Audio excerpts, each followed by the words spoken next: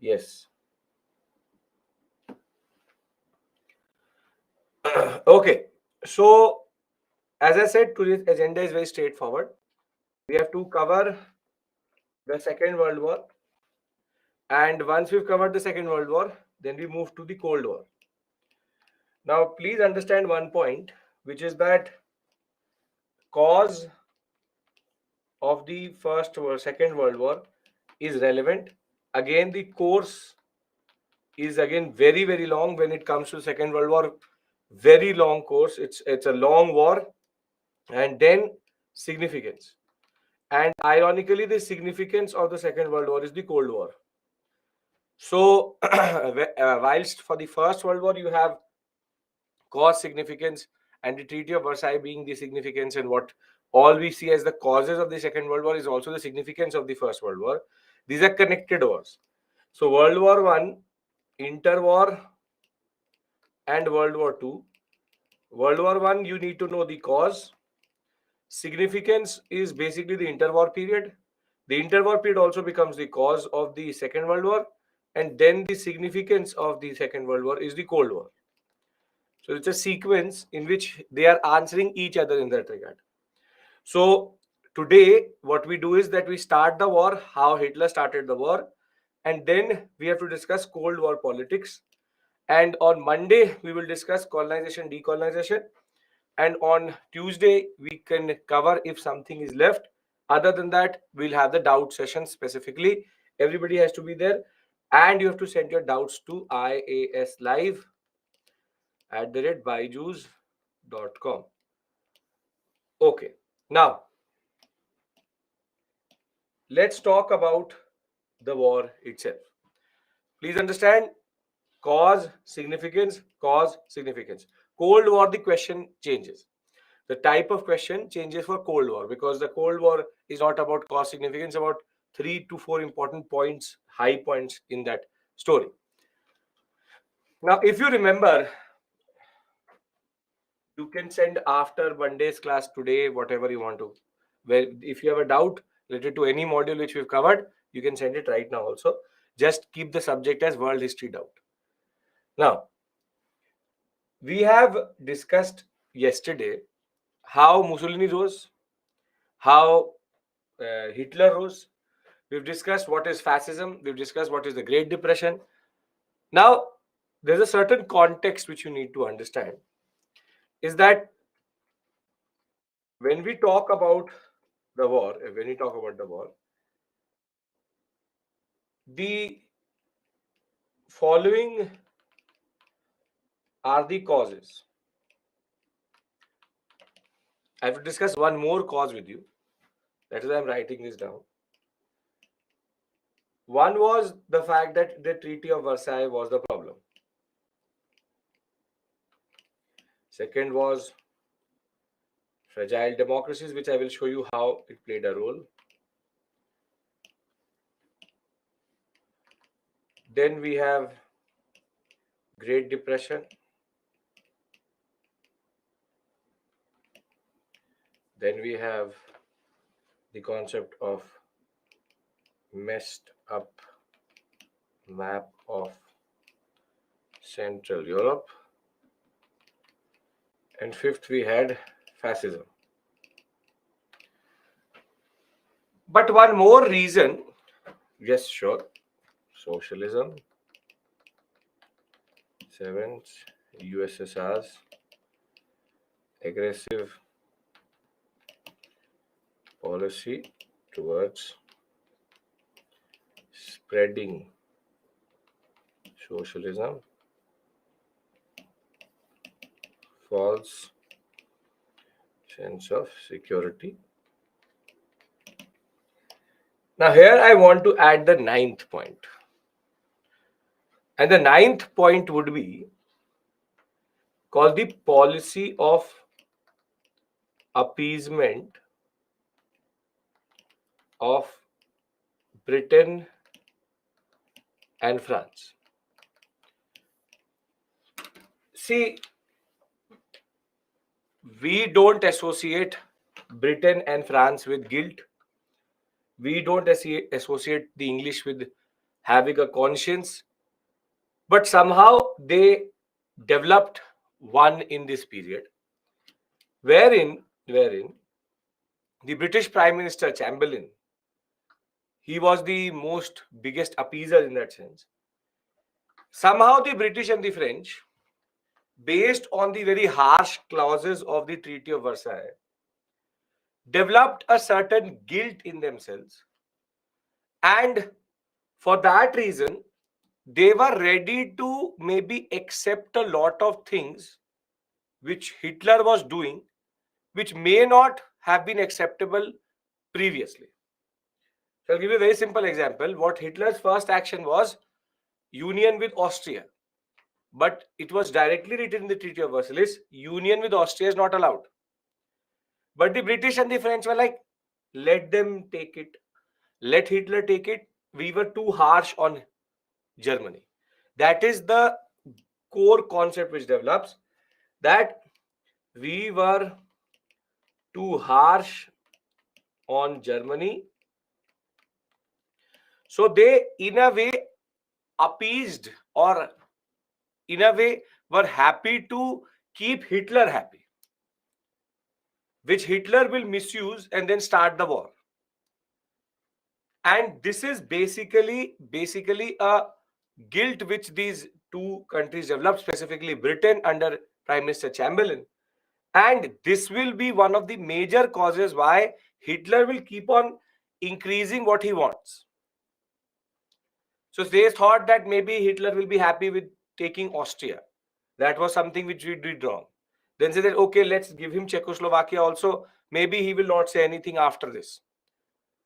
So it's like a small, what we call as a naughty child, when you take him or her to the toy store. At first, he will pick up a small toy. You will think, okay, sure, I just slapped this child. So, okay, one toy is okay. However, then he will touch another, a little bit more expensive toy. And you'll be like, yes, I slapped this child 3 to 4 times. Maybe 2 is okay. But now, after that, he will touch a very big, expensive toy. Then you will think that this is going out of hand. So that naughty child is Hitler. He kept on increasing his demands, and that in turn led to the war itself.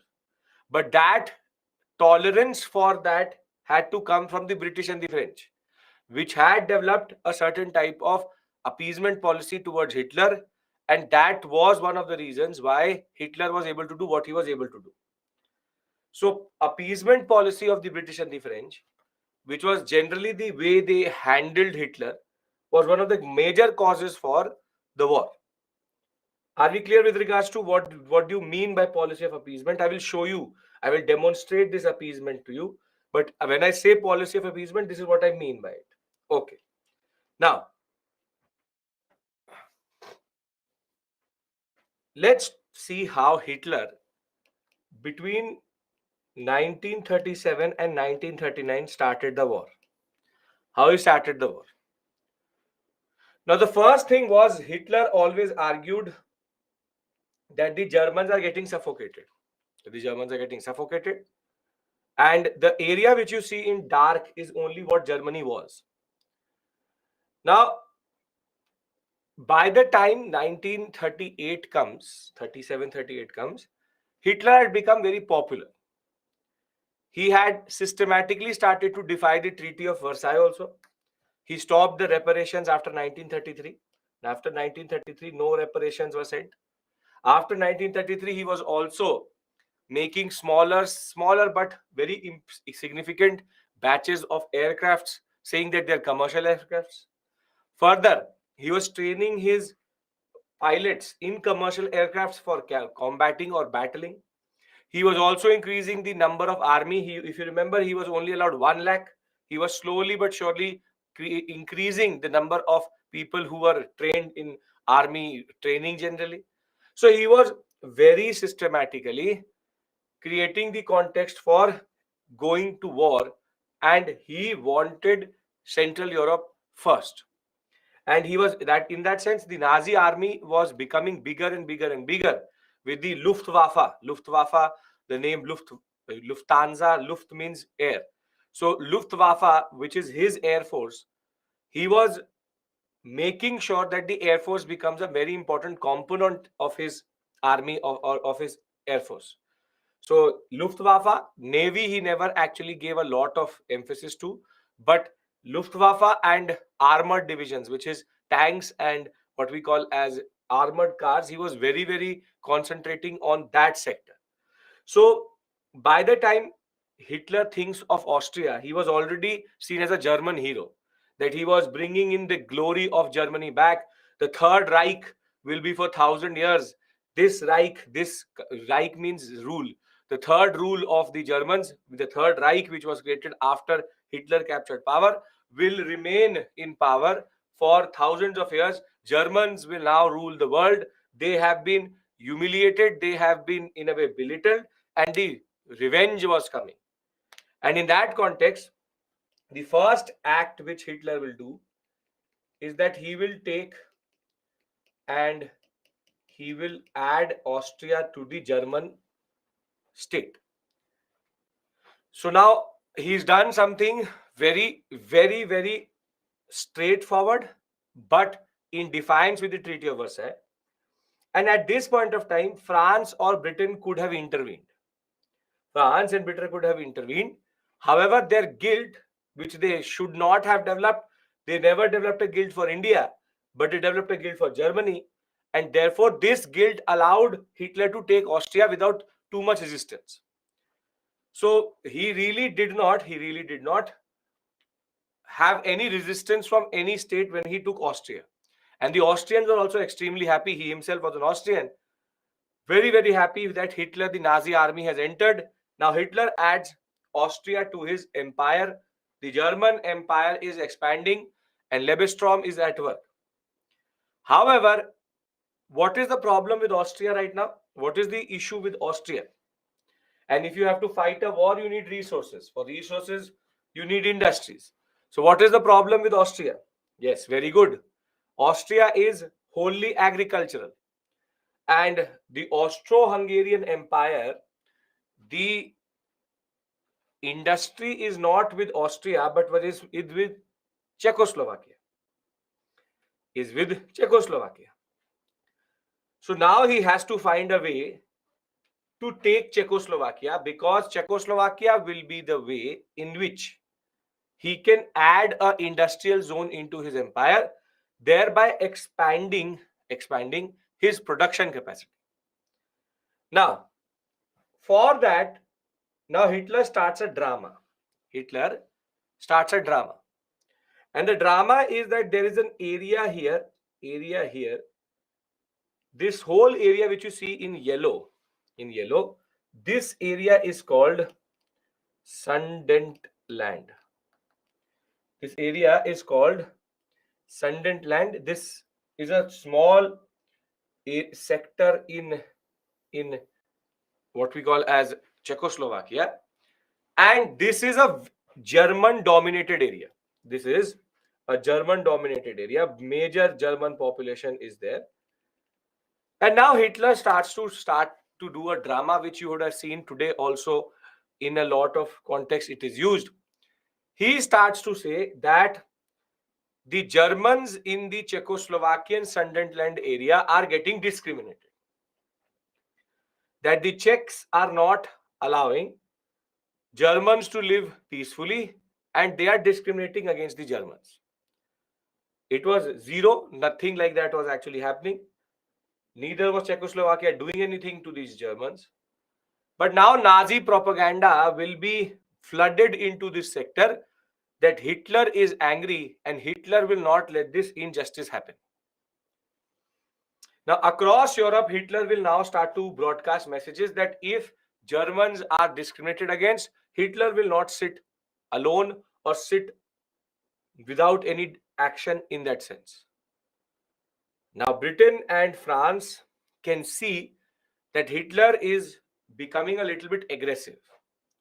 And he's saying that if Czechoslovakia does not, yes, Czech Republic and Slovak is today Czechoslovakia, the Hitler is very simply arguing that if these Germans are not given full right or if they are not given to Germany itself, he will attack Czechoslovakia. And he then started to also show that the Czechoslovakians are doing aggression. How? He used to actually kill 2 to 3 people in the morning, make them wear Czechoslovakian army uniform, and then kill them in near the border and say, see, the Czechs are trying to infiltrate into Germany. The Czechoslovakians used to say, these are not our men. They did not have any ID cards, but that didn't really matter. It was about creating a public opinion that the Czechoslovakians are also doing aggression and the Germans are getting, in a way, discriminated. So you can see he's trying to create a certain image which he will use to then argue against Czechoslovakia in front of Britain and France. Now, Britain and France can see that this can go out of hand very quickly. So, based on this concept, Czechoslovakians were mostly clueless. They didn't know what was really happening. Based on this, there will be a conference which will be established, which is called the Munich Conference. This is considered a very interesting conference in 1938. And in the Munich Conference, what happens is that Britain, France, Germany, which is Hitler. Hitler says, I have a very good friend, usko bhi bula lo, he'll also enjoy. And Italy, which is Mussolini, met in Munich, in Germany itself. Now, one country is missing. Which country are they actually talking about?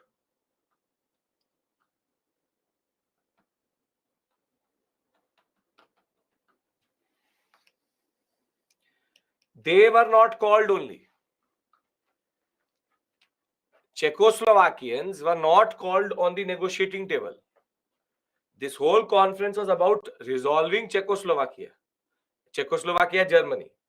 But Germany did not allow, or did not, in a way, created such a narrative that Czechoslovakia, Britain and France said, no, we will negotiate for Czechoslovakia.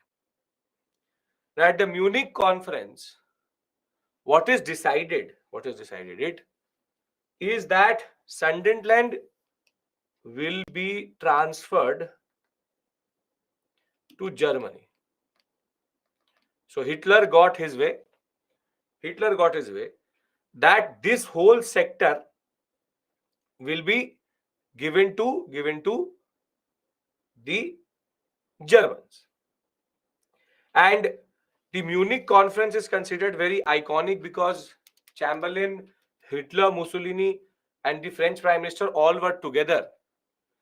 And on the sidelines of this conference, there will be a what we call as a treaty or pact which will be signed between Britain and Germany, which is called the Treaty of Non-Aggression and Mutual Non-Aggression between Britain and Germany. And this moment in British history is considered very ironic, because when British Prime Minister Chamberlain comes back to Heathrow, which is in London, he then waves that document and says that I have ensured peace in our time, not knowing that within 1 year the war is going to start. So Hitler was very categorically working in such a way that he was able to convince that I will take Sudetenland. That is the only solution. And however, Britain and France were still appeasing. They were still allowing Germany to do what they wanted to do. And more than that, the Munich conference was seen as a watershed moment, because all these powers were together for the last time in a way. And Chamberlain, in a way, gave a very ironic picture to us who have seen this story, or who are actually studying this story. So the Treaty of Non-Aggression between Britain and Germany was seen as a breakthrough at that point of time. So the pact, the Non-Aggression Pact, was seen as a breakthrough. Now, based on the Munich conference, the Czechoslovakians are obviously not very happy, specifically the Czechs. Based on this, Hitler is going to enter this area. Hitler is going to enter this area. But Hitler did not want to stop here. He wanted whole of Czechoslovakia. Now, after taking Sudetenland, Hitler will now start to argue that I can see that the Czechs are also discriminating against the Slovaks. The Slovaks are getting discriminated, and I can't let the Czechoslovakians do the same thing to the Slovaks as they've done to the Germans. And on the pretext of helping the Slovaks, and the Slovaks did not ask for help, Hitler will take whole of Czechoslovakia. Hitler will take whole of Czechoslovakia. Now, you can see this was not under the Munich conference. So, within 3 months of the Munich conference, he defies the Munich conference and takes Czechoslovakia. Now, you can see that the British and the French are showing a lot of tolerance to what Hitler is doing. That guilt is not allowing them to intervene into what Hitler was doing generally. And somehow Chamberlain and the French Prime Minister thought, and British and the French thought, that now maybe Hitler will stop. Now, maybe Hitler will stop, that he's taken what he needed to take and he'll stop. That was the hope which Britain and France wanted, because everybody was coming out of the Great Depression. Nobody wanted a war again. They thought, why fight a war again? Because then that will create depression itself. Then everybody wanted to avoid war and everybody wanted Hitler to stop. But Hitler was not going to stop here. He could see that he could get away with anything. So he was just basically checking the limit till which Britain and France would allow him to do what he was doing. So giving him Austria and Czechoslovakia showed to Hitler that he could do anything when it came to Central Europe. And in the ominous year of 1939, August, he will now look towards Poland. But for taking Poland, he has to take one person into confidence. And that is this border, which is with USSR. So Hitler contacts Stalin and says to Stalin that basically Poland should not exist. Poland is either USSR territory or German territory. And he says to Stalin that I am going to take Poland. I will take it from the west and I encourage you to take it from the east. And let us come to this border, which will be our border, not the Polish border. So basically, he took Stalin into confidence that we will attack from both sides and let's move to the old areas we used to have, or that border which we used to have previously. Stalin obviously already hated the West, agreed, and now Hitler will start to do the drama. And the drama will be that he will say that this part of Germany is not been able to connect with this part. You see how messed up they made a map. In order to give Poland access to sea, they gave this city Danzig to the Polish. But that split Germany into two parts. That small part is also Germany and that part is also Germany. Now Hitler started to do a drama that I want to connect these two parts. So I want a railway link between these two. So you do one thing, you give me Danzig. Danzig is a port, yes. So you give me Danzig. He said that I want this sector so that I can connect the two parts of Germany. But here Poland could see what Germany was doing. Poland did not give anything. Poland was even urged by the British and the French that give them Danzig. They will not do anything. We'll give you another port, don't worry. But Poland knew that how Czechoslovakia was conquered. It is First give him a small territory and then he expands. Poland, seeing that Hitler could do the same thing what he had done to Czechoslovakia, Poland goes into a treaty or a secret alliance with Britain, that if attacked, Britain will help Poland. And Hitler could see that Poland is not budging. And by September of 1939, he had now started to mobilize his army on this sector. And on the fateful night of 1st September 1939, he will attack Poland. And as soon as Poland will be attacked, unlike Czechoslovakia, the world will respond. First, France will declare war against Germany, and then Britain will do the same. And now the Second World War has started. It is Germany and Italy on the same axis. That's why they call the Axis powers. Germany and Italy on the same axis. These two Axis powers have now started a war with the world again, and the Second World War has started. So the story is very straightforward. First, he takes Czechoslovakia. Then he tries to connect these two parts together, which is Germany and the other part of Germany, through Danzig city. Danzig was demanded by Hitler, a rail and road link with East Prussia. This is East Prussian sector. Poland were cautious. They could see what had happened in Czechoslovakia. Britain had already guaranteed help if Poland was attacked. Thus, Poland remained adamant and Poland was not ready to give up. And this will basically trigger the war, because one after the other, the war will start, and this will be the first act of the war.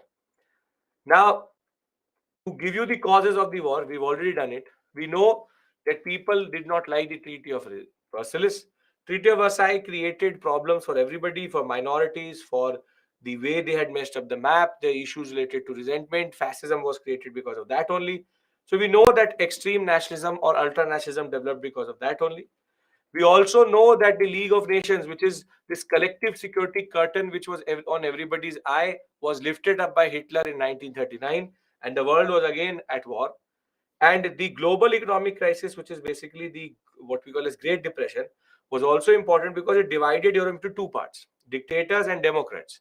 Dictators wanted war, the democracies did not want war, and therefore they followed a policy of appeasement in order to make sure that the economic situation of none of these countries was there to fight a war within the next 20-25 years.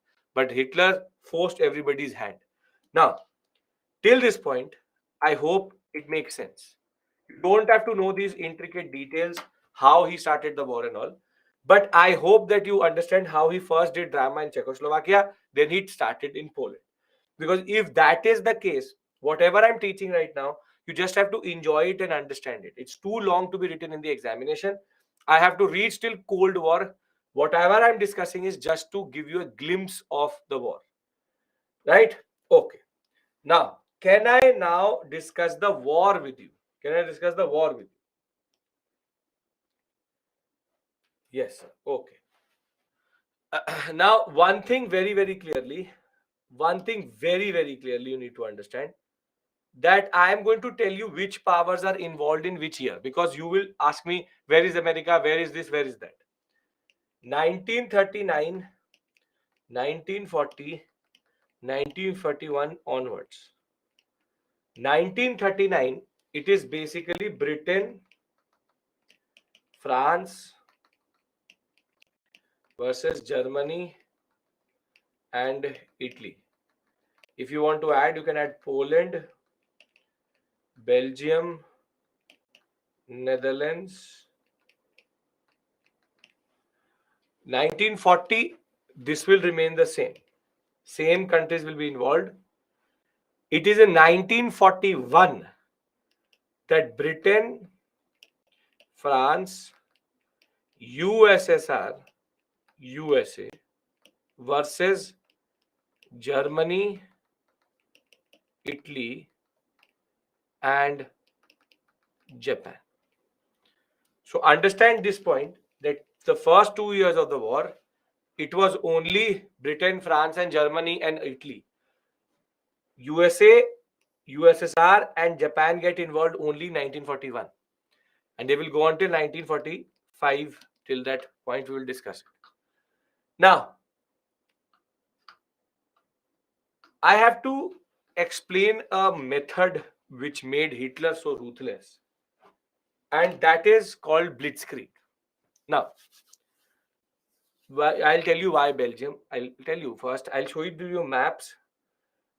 Why USSR from the Allied powers? Pooja, all that questions I will tell you. That is why I've already written it down. So I know you would be looking for USSR. I will discuss when did USSR enter, why did USSR enter. Don't worry about that.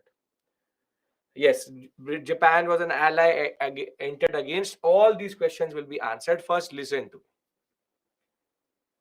Now, September of 1939, Hitler started the war. But there's a problem. There's a problem. See, 1914 to 1918, which is the First World War, was a trench war,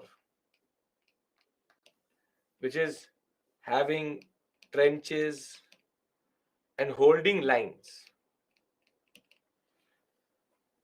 This type of war is very slow. Slow war, and movement is also very slow. This also realizes on old technology, or relies generally on what we call as old technology, which is that you have the trenches in the forward line, and basically telephone lines used to be there connected to the headquarters. So the lines used to be connected through telephone wires, and it's an old type of warfare. Now, Shayans, that is of no purpose to you. That is optional level, because that needs a totally different orientation. Now, when we talk about Hitler can't afford a long war. Hitler can't afford a long war because the Germans, the French, France, and Britain, if there was a battle of production means who can produce more guns, will A win or will B win? B. France and Britain have colonies. France and Britain are the largest economies. And France and Britain have the production capacity for what we call as a war of attrition. War of attrition means who can produce more. The problem with Germany is that it has limited resources, no colonies, and if I want to say that, for example, if this represented the strength of the German army, the French and the British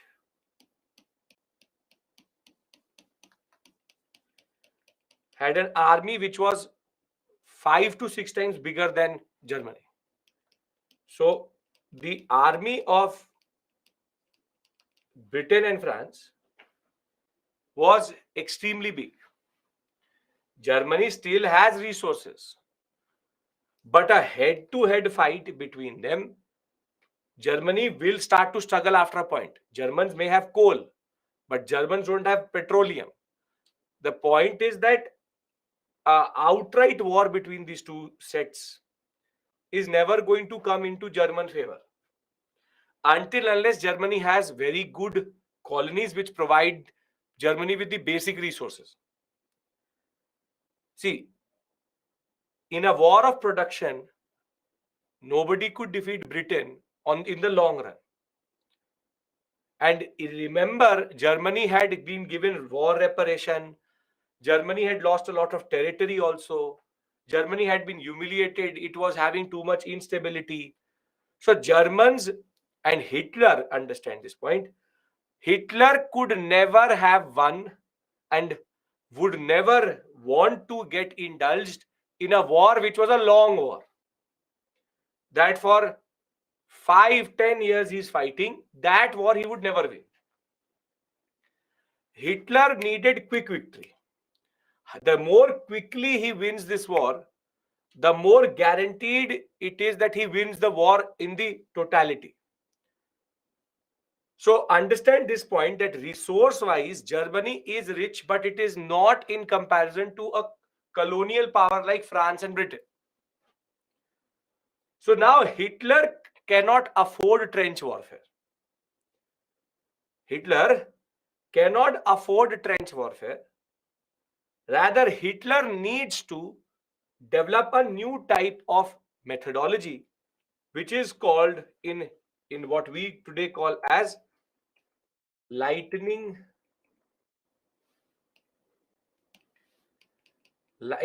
warfare, or the word is blitzkrieg. Can I discuss this new technique which Hitler developed? What does colonial power mean? Countries which have colonies. Is everybody here? Can we go into this aspect? No, it's not like surgical strike. It's not like that. Okay. You want to write blitzkrieg, whatever you want to be write. You change you make it like this, doesn't matter. Now, see, there are three principles of blitzkrieg. Speed, modern technology, and swift movement and victory.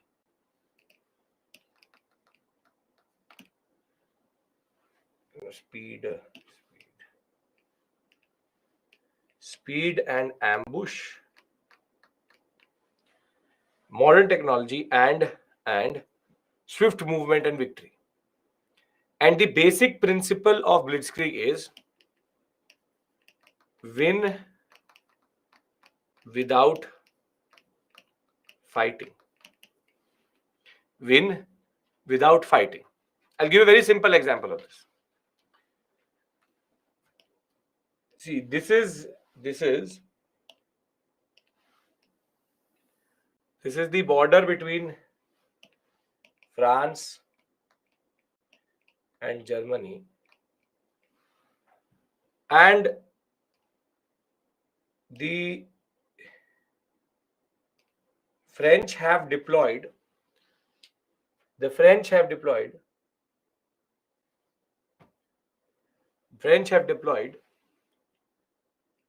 regiments along this line.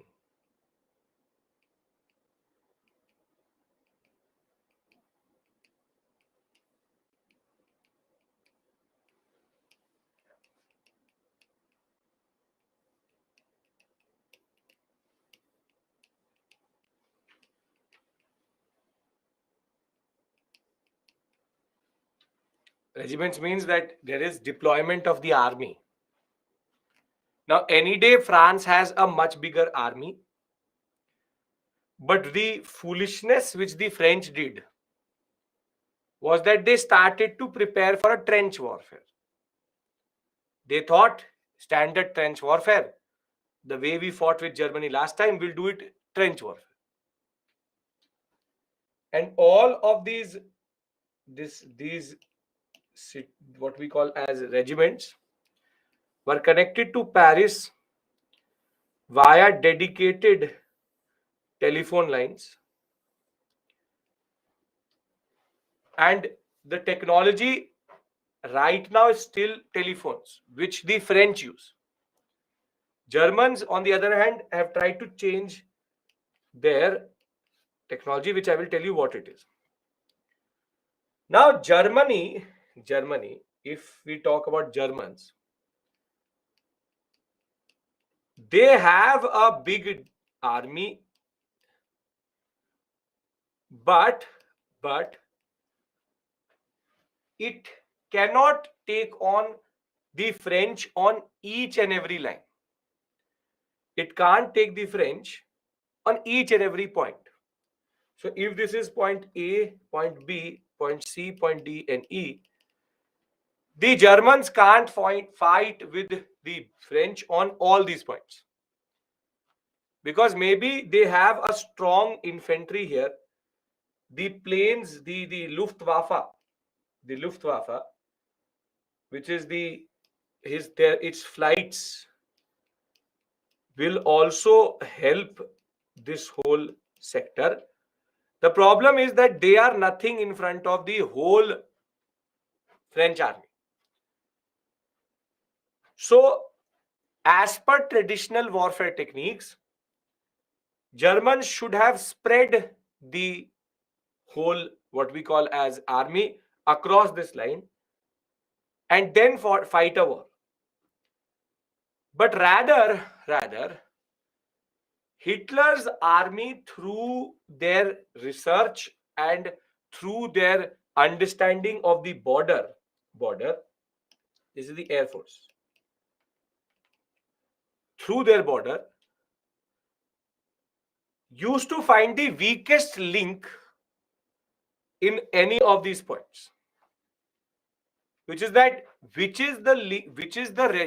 deployment A, B, C, or D, or E, where if you hit, you could easily break through, but maybe you would have to fight, but the war would be small or would be quick. Prima facie, it seems as C. Because here the deployment is the lowest. They thought that the mountain range which will basically protect them, but the Germans were ready to go any lengths to hit the weakest point. So rather than hitting at all points, the Germans will concentrate force here. Now the first principle works. Which is speed. Now it's not like they will first deploy 10,000, then they will deploy 10,000, then they will deploy 5 aircraft, then 10 aircraft. No. They take all of this, close to 1 to 2 lakh men, move towards point C, and then they burst into the French territory. So the whole power is concentrated in this sector. One go. First, the tanks enter, then the aerial bombing starts, and thereafter the infantry enters. So there is left, right, and center proper chaos which the Germans create, which is that you don't know what to do. The tanks have entered, the infantry has entered, the air force is also bombing. So there's constant bombing. So the close air support helped the German army very well. And maybe this army was not enough for the whole sector. C can get defeated quickly because it's an ambush. And they used to do it in the night. Overnight till 12 a.m., till 11:30, they used to mobilize everything to a point. And then, because there's no satellite technology at this point of time, you can't see the movement that way. They mask the movement till this point, and then at midnight, first the bombs start to drop, then the artillery starts, then the tanks enter. So imagine that the whole Indian army, the whole of Indian Air Force, the Navy, and all other forms of military infrastructure we all mobilize it to the Gujarat sector, and one go we enter into Pakistan. Now Pakistan will not know what to do itself, and France also did not know. There is intelligence, but the Germans use a very, very, very strong code. It's called the Enigma code. Enigma is a coding which the Germans use. And for the first 4 to 5 years of the war, nobody could break this code also. It was so difficult. It will be Alan Turing who will do it, but only by 1942. So right now, even if the French are intercepting the messages of the Germans, it is in such a encrypted code that nobody understands it. Now this ambush, this lightning warfare, what they do is they break this sector. But the first thing which they used to do was that they used to go and cut all the telephone lines. And the Germans had developed by this point of time a two-way radio. The way radio signals work, the French were still using what we call as telephone lines, but the Germans were using handheld radio. Now what happened was that the people who were sitting in Paris now had no idea what was happening on the border itself. There was no communication only. And now once the Germans have broken into the line itself, now what they do is that they attack these regiments from behind, from where they were not expecting any ambush itself. So basically, Blitzkrieg ambushes the enemy and creates total chaos. And the principle was what? Win without fighting, which is that proper fighting they don't want to do. They just want to enter and overwhelm the enemy itself. Overwhelm the enemy itself so that that person cannot respond only. For the first 3 years of the war, nobody had an answer. At least first 2 years, nobody had an answer for Blitzkrieg. France, Belgium, Netherlands, and whole of continental Europe felt the heat of the Blitzkrieg, and Germany was able to very quickly win things which it had not been able to do in the First World War.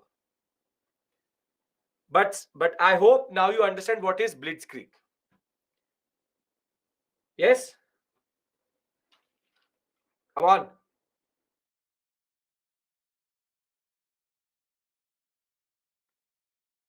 Okay. Germans used Blitzkrieg, involved a surprise attack using rapid overwhelming concentration of force, includes land, infantry and armored divisions. Close air support was given. Method was to break enemy lines and used unbalanced force to quickly annihilate the enemy. How was that easy? It is always easy. Attack at the weakest point and then concentrate the force. Attack the regiments from where they're not expecting and basically create chaos. As I said, Hitler needed to do this because Hitler, prima facie, face to face, had a very small army vis-a-vis France. So he had no other option. Now what I'm going to do is I'm going to, for the students, just one thing, the students were extremely interested in how the war happened. How the war happened. This is in the slide number 174 till the maps which are given in the end. This is by month summary of the war, which is start with Poland, guaranteed, honored, Soviet Union. This is the month by month summary. So this is for your reference. If you are extremely interested, this gives you every event which happened month by month between 1939 and 45. So you can read it, don't have to learn it. It's totally for your curiosity. So you don't go to a source which you don't know. So anybody who wants to till the surrender of Japan, this is basically month by month. It is not important. It is for your reference. That's it. It's only for your reference. And now I want to discuss how the war actually started. So can I now discuss through the maps how the war went on between 1939 and 45? Yes? Okay. As you can see, two very, very extensive war is they will only ask cause significance. They can't ask you to explain the whole Second World War. Nobody can do that. Why didn't the other regiments surround him? Because there was so much chaos and there was no communication between regiments. All telephone lines were cut. So therefore, nobody knew what was actually happening in that sense. And there's no satellite imagery or GPS at this point of time. But you know that they didn't know that the Germans had broken into French territory in that sense. Now, let's talk about who cut the telephone lines, the Germans. Let's talk about the year of 1939. Now, 1939, what Hitler has done is that he had already entered Czechoslovakia, and the start of the war is by taking Poland. Now, Poland had no idea how to manage blitzkrieg. A very important thing which the Germans used to do was to bomb all the airports so that their air force becomes useless. They took out most of the communication channels, and the armored division of the Poland or the Polish, the tanks were also destroyed within hours. So the Polish had now fallen, and as promised, Stalin had also invaded Poland from the other side. But the Germans are now holding in a way Poland and Czechoslovakia. Czechoslovakia already he had. Now Hitler turns his attention towards France. The French, after taking Alsace and Lorraine, again started to do a blunder, which is that they started to fortify this line. This is called the Maginot Line. Maginot Line is the area, this Maginot Line. They started to fortify this area, that the Germans are going to come from here. But the Germans will pull off a trick twice on the French, and the dumb French will not realize that if the Germans did not come in the First World War through this line, why would Hitler come through that? So rather, Hitler enters into Belgium and then into France. Same exact thing which was done in the First World War. And he now takes Belgium and Netherlands. Belgium and Netherlands again are going to fall very quickly. They will fall back because what he had done was that he used to take lakhs of soldiers through very small sectors through which the enemy had no idea how to respond also. And ironically, between 1930 and 40, June of 1940, Hitler was able to do something which his precursors were not able to do, which is that Hitler reached Paris. His strength was his Panzer tank. You would have seen tanks, but his tank was interesting. His tanks did not have tracks, but it had tires. So his tanks did not used to move very slowly. Very quick movement tanks were called. This is a Panzer series of tanks. Panzer tanks gave him very swift action, speed, gave him a lot of speed. Now, when the Germans will enter France, France will surrender in June of 1940. June of 1940.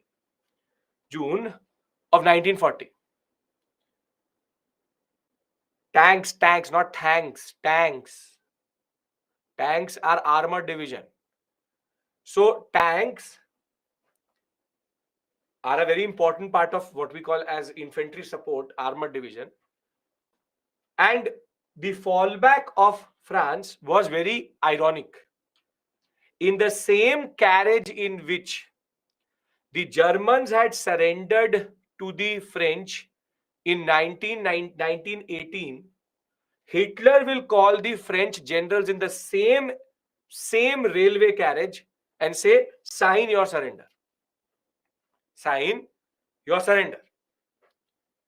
And by June of 1940,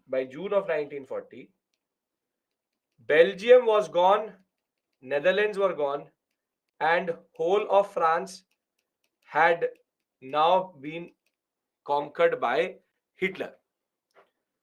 In this, there is a very iconic moment which is called, from this point, called the Dunkirk evacuation.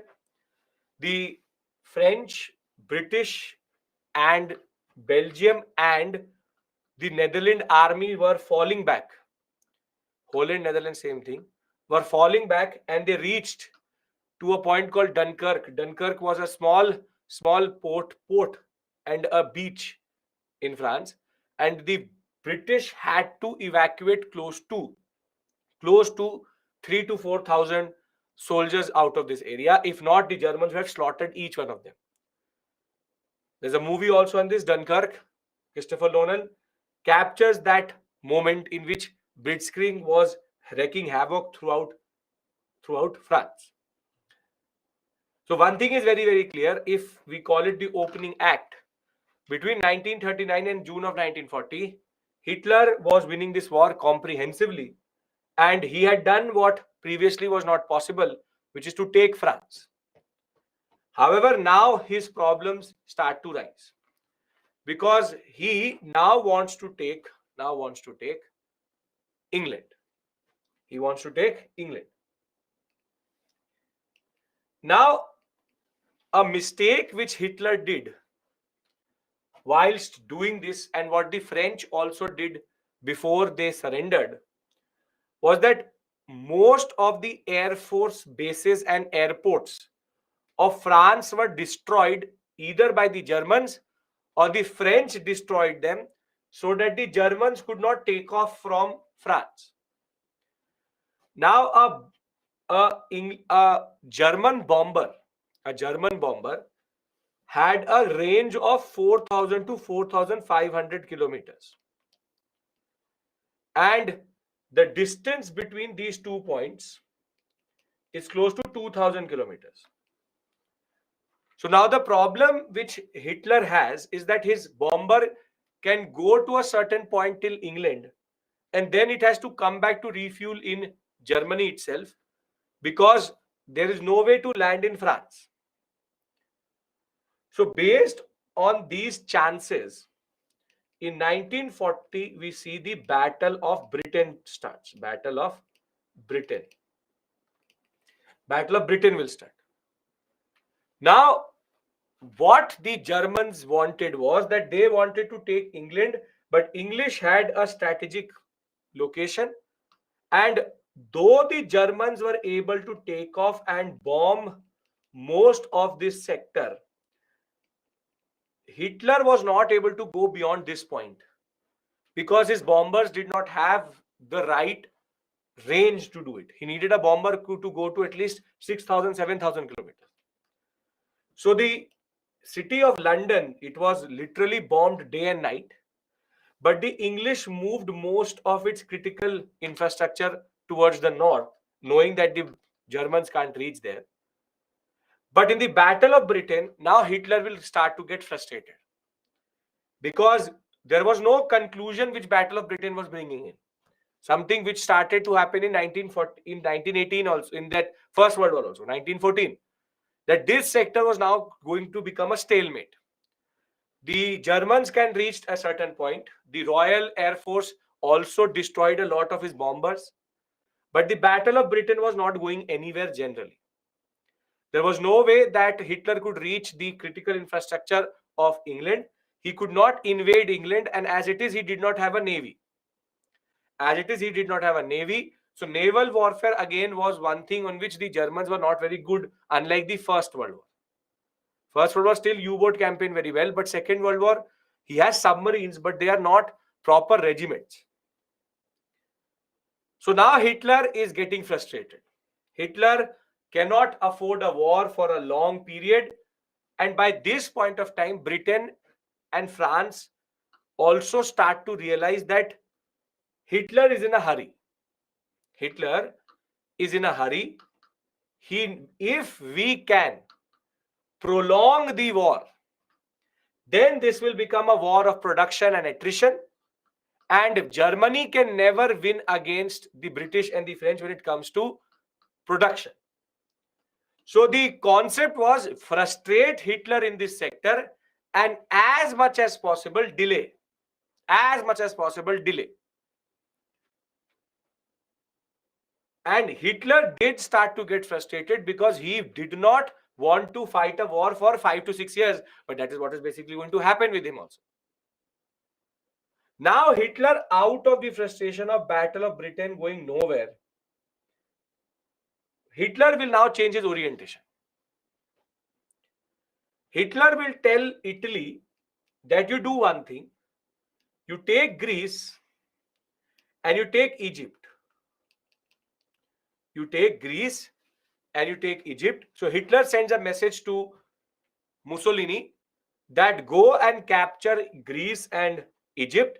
I want to close the Suez Canal. I want to close the Suez Canal.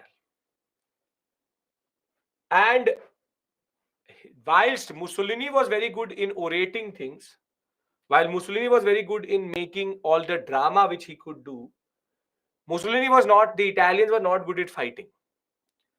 Ironically, the Italians will start to lose to the Greek army, and Italy will also lose to the old style Egyptian army.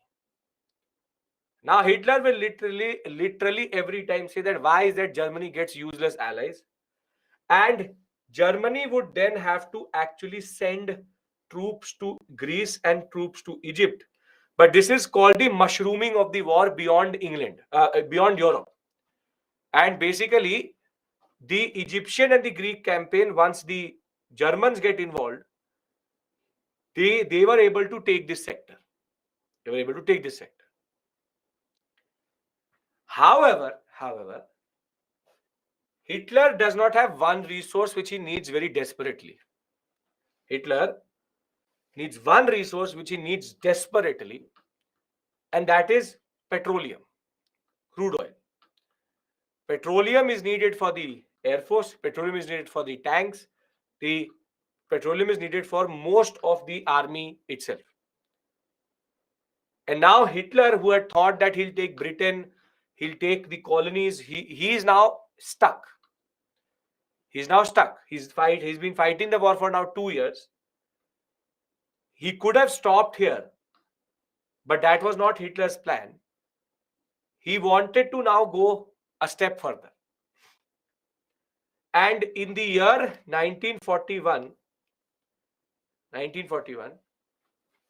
Hitler will do a blunder out of desperation, which even Napoleon had done. Hitler will now say that I want to now take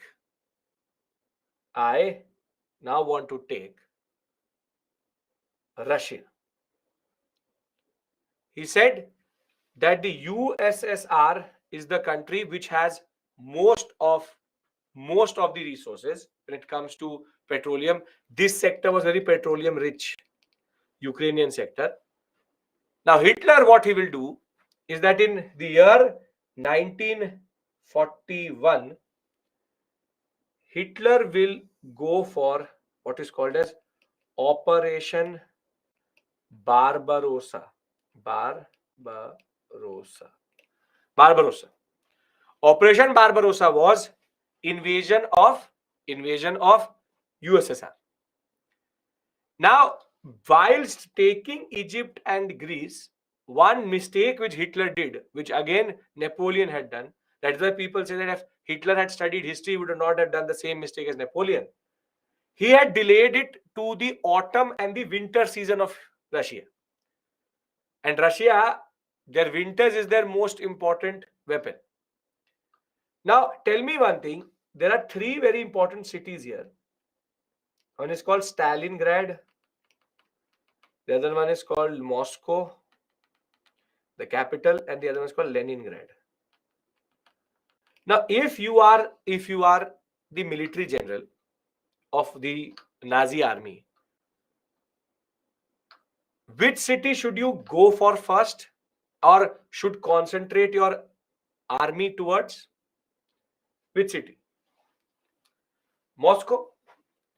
You should have a full-blown attack on Moscow, because that is the epicenter, that is the what we call as the capital itself. And if you attack the capital, you take everything.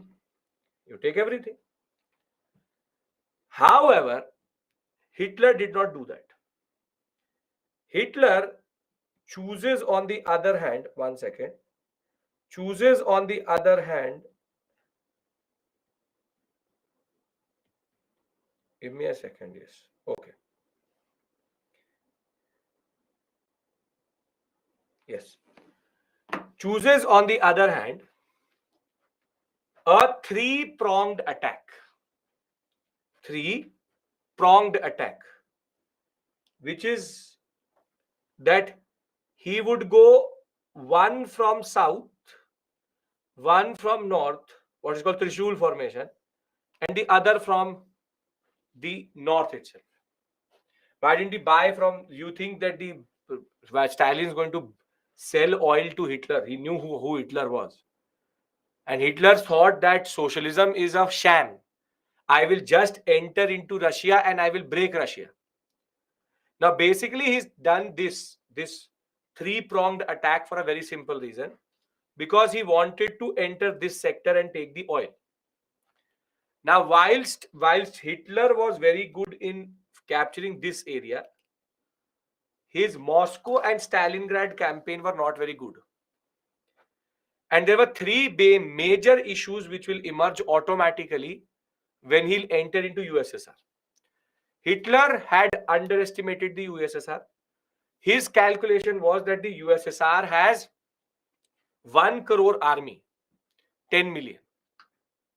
But USSR at that point of time had a 30 million army. 3 crore men could be deployed by Russia at any point of time. And that he started to realize that when his blitzkrieg started to go through the Polish sector and the initial industrialized sectors of Russia, of USSR, he had already captured 50 lakh men. Still 2.5 lakh men were left. So he had thought that he'll just enter USSR and Stalin will just plead to his ground and say that don't kill me, take Russia. But the Russians, what they used to do was that they used to just do the same thing, scorched earth policy. They used to just abandon the cities, burn the cities, burn all resources, so that the Germans cannot even get food or shelter anywhere. Thereafter, the second issue was, see, the Panzer tank, which has a lot of this tire, this works very good in the roads of France, of Italy, of Germany. These are very good paved roads. But when you go into a battlefield like Russia, which has no metal roads, it has all rural sector, these tires are useless, because they will now start to get stuck into snow or into mud. And the first principle of blitzkrieg was what? First principle of blitzkrieg? Speed. There is no speed, because the armored division could not move very quickly itself. That is why you would have seen Russia tanks always have tracks. They always have tracks. Those tracks are important because they are able to, there is, Tulsi, there's no SME in this session. So don't ask for the PPT. I can't give it to you. You'll get it. So I'm not able to receive PPT because there is no one. So don't post in a doubt section. Do post here. Post here in the chat section straight so that I can see it. So don't do that. I can see some of you are just posting there. Don't do that. So let's not get caught up into things which don't matter right now. Listen to me. So you will get the PPT. Everything will be there. Listen to me. I have only 2 hands. So I can't also send you the PPT from the back and also teach you. Can't do that. So wait. Now, The speed principle was destroyed by the fact that his tanks were never geared for winter warfare. Further, once it becomes extremely cold and windy, the Air Force could not also actually get involved. So Luftwaffe became useless. And basically all the principles of Blitzkrieg were actually getting destroyed or null and void in the USSR sector. And that is why we believe that the Operation Barbarossa is seen as the turning point of the Second World War. Because now Hitler is stuck in both fronts. There he can't take Britain, and on this side he can't take USSR. USSR had very specialized forces for what we call as winter warfare. He used most of his tanks used to seize as soon as the winters became -10, -20. The Russians used to go change the oil and the coolant of the tank and use the German tanks on the Germans itself. So Hitler was actually overwhelmed by the way the Russians were giving resistance. And Hitler will be stuck for 2 years in Russia. Operation Barbarossa will happen between 1941 and 43. And he will thereafter also lose the Battle of Stalingrad, lose the Battle of Leningrad, and he will not be able even to take Moscow itself. But if you look at it, between 39 to 41, Hitler was in a very good position. Battle of Britain was the first frustration, and Operation Barbarossa was the foolishness out of that frustration. But in 1941, one more foolishness will be done. Can I discuss that other foolishness by a very small Asian power, which is to take up and wake up the monster? Okay. Now, whilst all of this is happening, they are playing Blitzkrieg and they're playing this game called the Second World War. Japan does a very big blunder.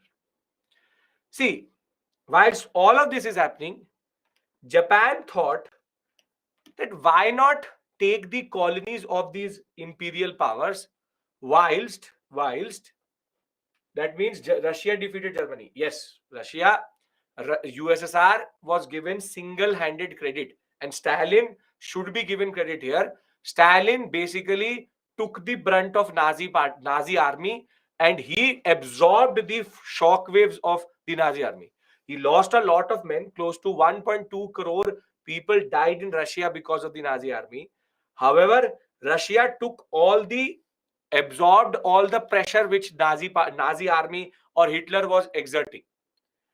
Hitler was exerting a lot of force, and that France could not absorb.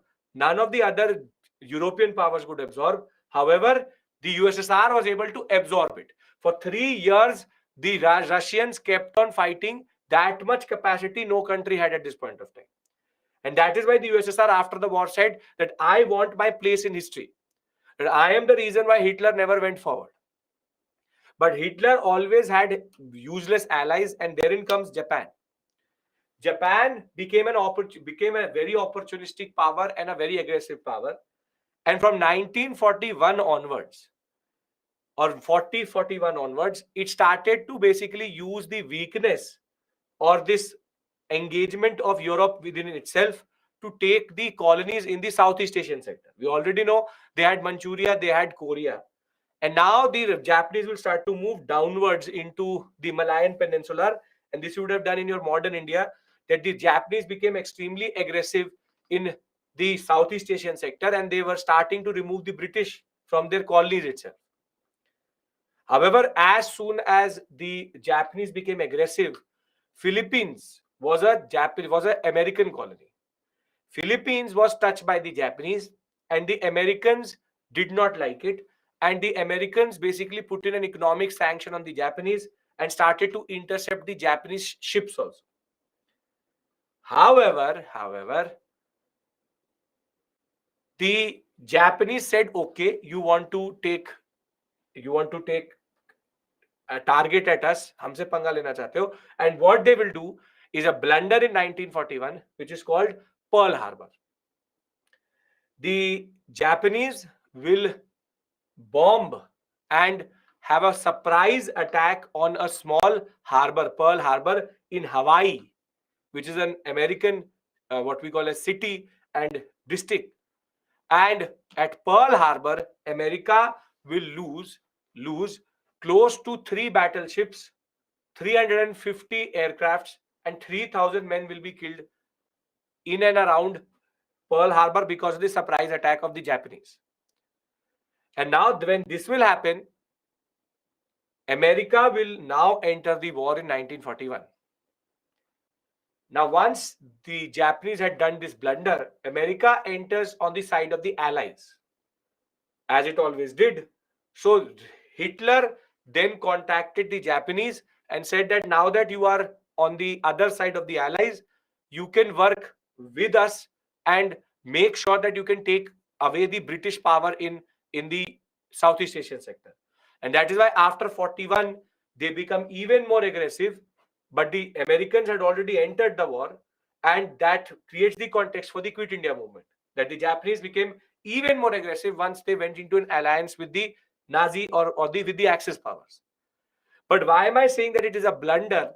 Because do you think that Hitler really needed the biggest industrial power, the creditor of the world, the best in technology, and the most untouched country at this point of time to enter the war? No, Hitler's plate was already full.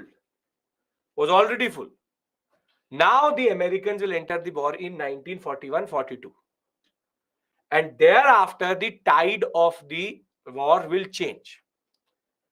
Between 1942 and 45, first thing which the Americans will do is give a befitting reply to the Japanese in what is called, and everything is written in the PPT, I'll read it out to you also, that is called the Battle of Midway Islands. The Americans will be able to defeat a much bigger attack by the Japanese because they were able to intercept their code and they were able to understand what they were going to do. By that point of time, the English, Alan Turing, will break the Enigma code also. And now they will start to understand what the Germans were actually sending as messages. And then will start the liberation process. First, Egypt and Greece will be liberated in what is called the Battle of El Alamein. Once that is done, then comes the battle of or the invasion of Italy. And here the Italians will be overrun by the fresh American army and Italy will be taken. But Hitler will very quickly move to Rome so that Rome does not fall. And now the Italians were fighting on the side of the Allies, and Mussolini was removed by the king and later killed. Once Italy was with the Allies, now comes what is called D-Day or Battle of Normandy, which is the liberation of France. America will now, with the help of the British and the French forces, start to liberate France.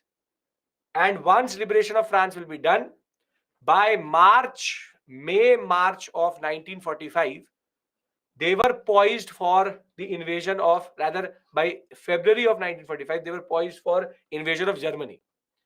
Hitler had no way to go, and from the eastern side, USSR will invade Germany, and all from the western side, Britain, France, and US will invade into Germany from the south also. And once the counter-offensive did not work, Hitler will shoot himself and commit suicide. And by May of 1945, no Berlin Wall, Berlin Wall is Cold War. By May of 1945, Germany had surrendered. However, the Japanese still had not surrendered. They were still over smart. They said, no, we will not give up. And by this point, the Manhattan Project had developed the first nuclear bomb, and also Fat Boy and the 2 nuclear bombs will be developed. And now the Americans will try to send a message to the world. And the message to the world was, we have a nuclear bomb. and they will basically drop 2 bombs, one at Hiroshima and Nagasaki. And after the 2 bombs being dropped in September of 1945, exactly 6 years after, on 2nd September 1945, Japan will surrender and the Second World War will be over. This is basically the war for you. I have to discuss anti-Semitism with you. I have to discuss Holocaust with you once I've completed this whole story. Now, can I read this story out from the PPT? But did it make sense? It's a very long story, very, very long story. And generally, there's no way you can write 250 words in all of this. So I'll read it out to you. But as I said, month by month summary, I already have given it to you if you want to read in that sense. So, our Great Depression did not affect USSR much. It did. But these are resource-rich countries. When it comes to Holocaust, I will discuss that is happening in the background. Now, see, opening moves 39-40, defeat of Poland, occupation of Denmark, Norway, Holland, Belgium, France, and then invasion of Egypt and Greece. Then the invasion of Soviet Union will happen, or Barbarossa will happen in June of 1941. Pearl Harbor will happen in December of 1941. Hawaii was an island. It's an island of the coast of USA. Okay. What happened if Hitler had a nuclear bomb? People say that he had or he was developing a nuclear bomb, but he was not having the resources to get the uranium needed for it. He had the technology, but not the uranium. He was very close to it. He had developed the technology, fission he understood. A scientist also understood. Uranium, enriched uranium was not there. Thereafter comes the counteroffensive, which is the Battle of Midway Islands, Battle of Amiens, and Battle of Stalingrad, which will be won by the USSR. Battle of Normandy, 44, the invasion of Germany, and the surrender of Japan. Now, let me read this story out to you. Basically, is in the Pacific. Yes, it is in the Pacific. Hawaii is in the Pacific. Now, the defeat of Poland will be in September of 1939. Poland offered strong resistance, but there was no match to the German blitzkrieg. Polish army had no motorized division. Polish air force was very quickly destroyed. USSR also invaded Poland, so they had double siege itself. And the German air force, the Luftwaffe, destroyed Poland's means of communications. And Britain was faraway island, and France was preparing for war itself. So nobody came to the rescue of Poland. Thereafter, the Germans will start a swift invasion of Holland, Belgium, and France. And by 22nd June, France had surrendered after a quick blitzkrieg into that sector. The Battle of Britain will start in August-September 1940. It's an aerial battle. Luftwaffe will target harbors, radar stations, aerodomes, ammunition factory. However, the Royal Air Force will also give very strong resistance, and the Germans will then call off the Battle of Britain. Thereafter, based on the frustration, they will then go to Africa and Greece. In 1940, Mussolini attacked Egypt through Libya, and Mussolini attacked Greece from Albania. However, in both places, Italy started to get defeated, and Hitler had to send his troops. By May of 1941, Greece and the Egyptian sector was captured. This was seen as a major failure of the Allied powers. Now, after taking this, Operation Barbarossa will start in in 1941, June of 1941. Germany will have a three-pronged attack on USSR. Attack on Leningrad from north, attack on Moscow from center, attack on the southern sector and Ukrainian sector. Stalin was initially surprised. He had ignored American intelligence. And 5.5 million, Galaxy, I will discuss how USA and USSR, same side, will start to fight. That we will come to, that is Cold War politics.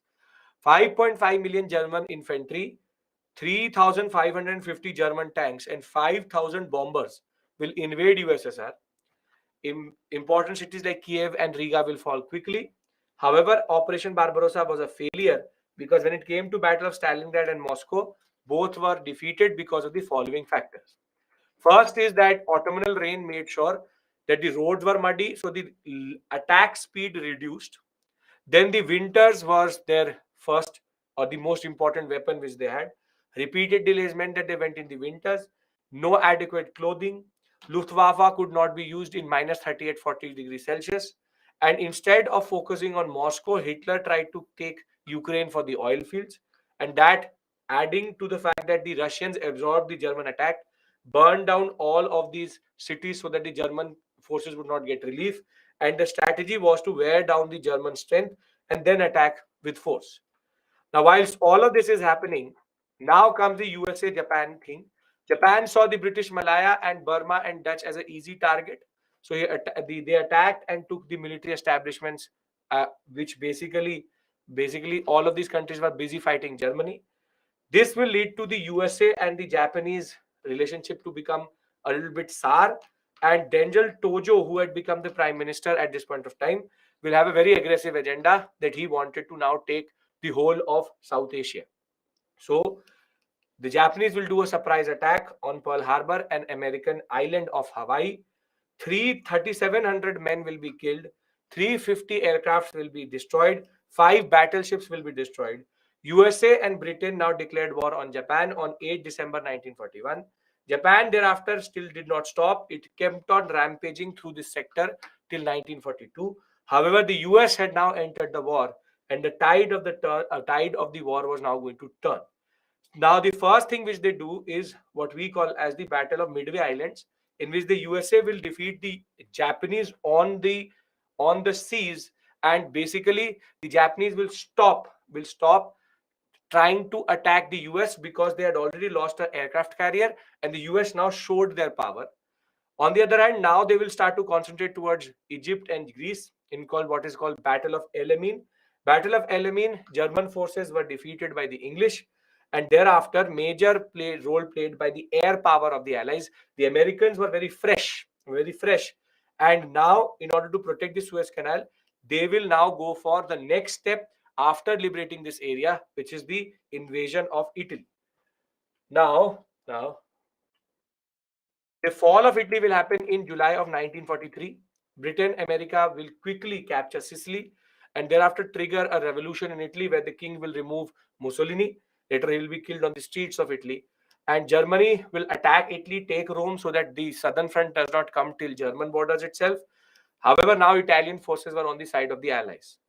Then comes the Operation Overlord, 6 June 1944, D-Day as it is called, on the beaches of Normandy.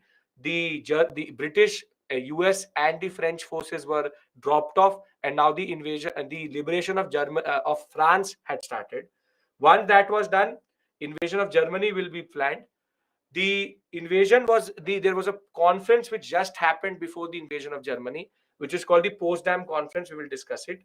In this, they had already decided that they will not allow Germany to surrender. They wanted to occupy Germany, unlike the First World War. And they said that we will enter and kill Hitler ourselves. German counteroffensive had limited success in December of 1944.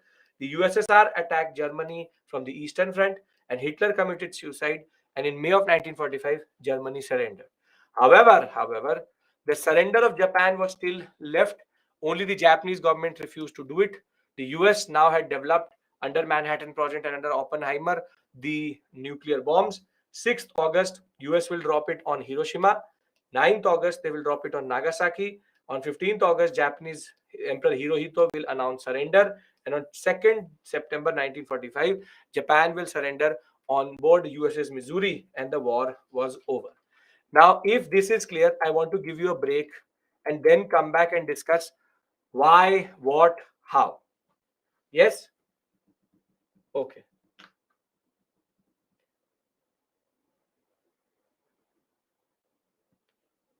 Anjali, neo-fascist, Meloni, Trump, Putin, whatever you want to say. So we come back at 7.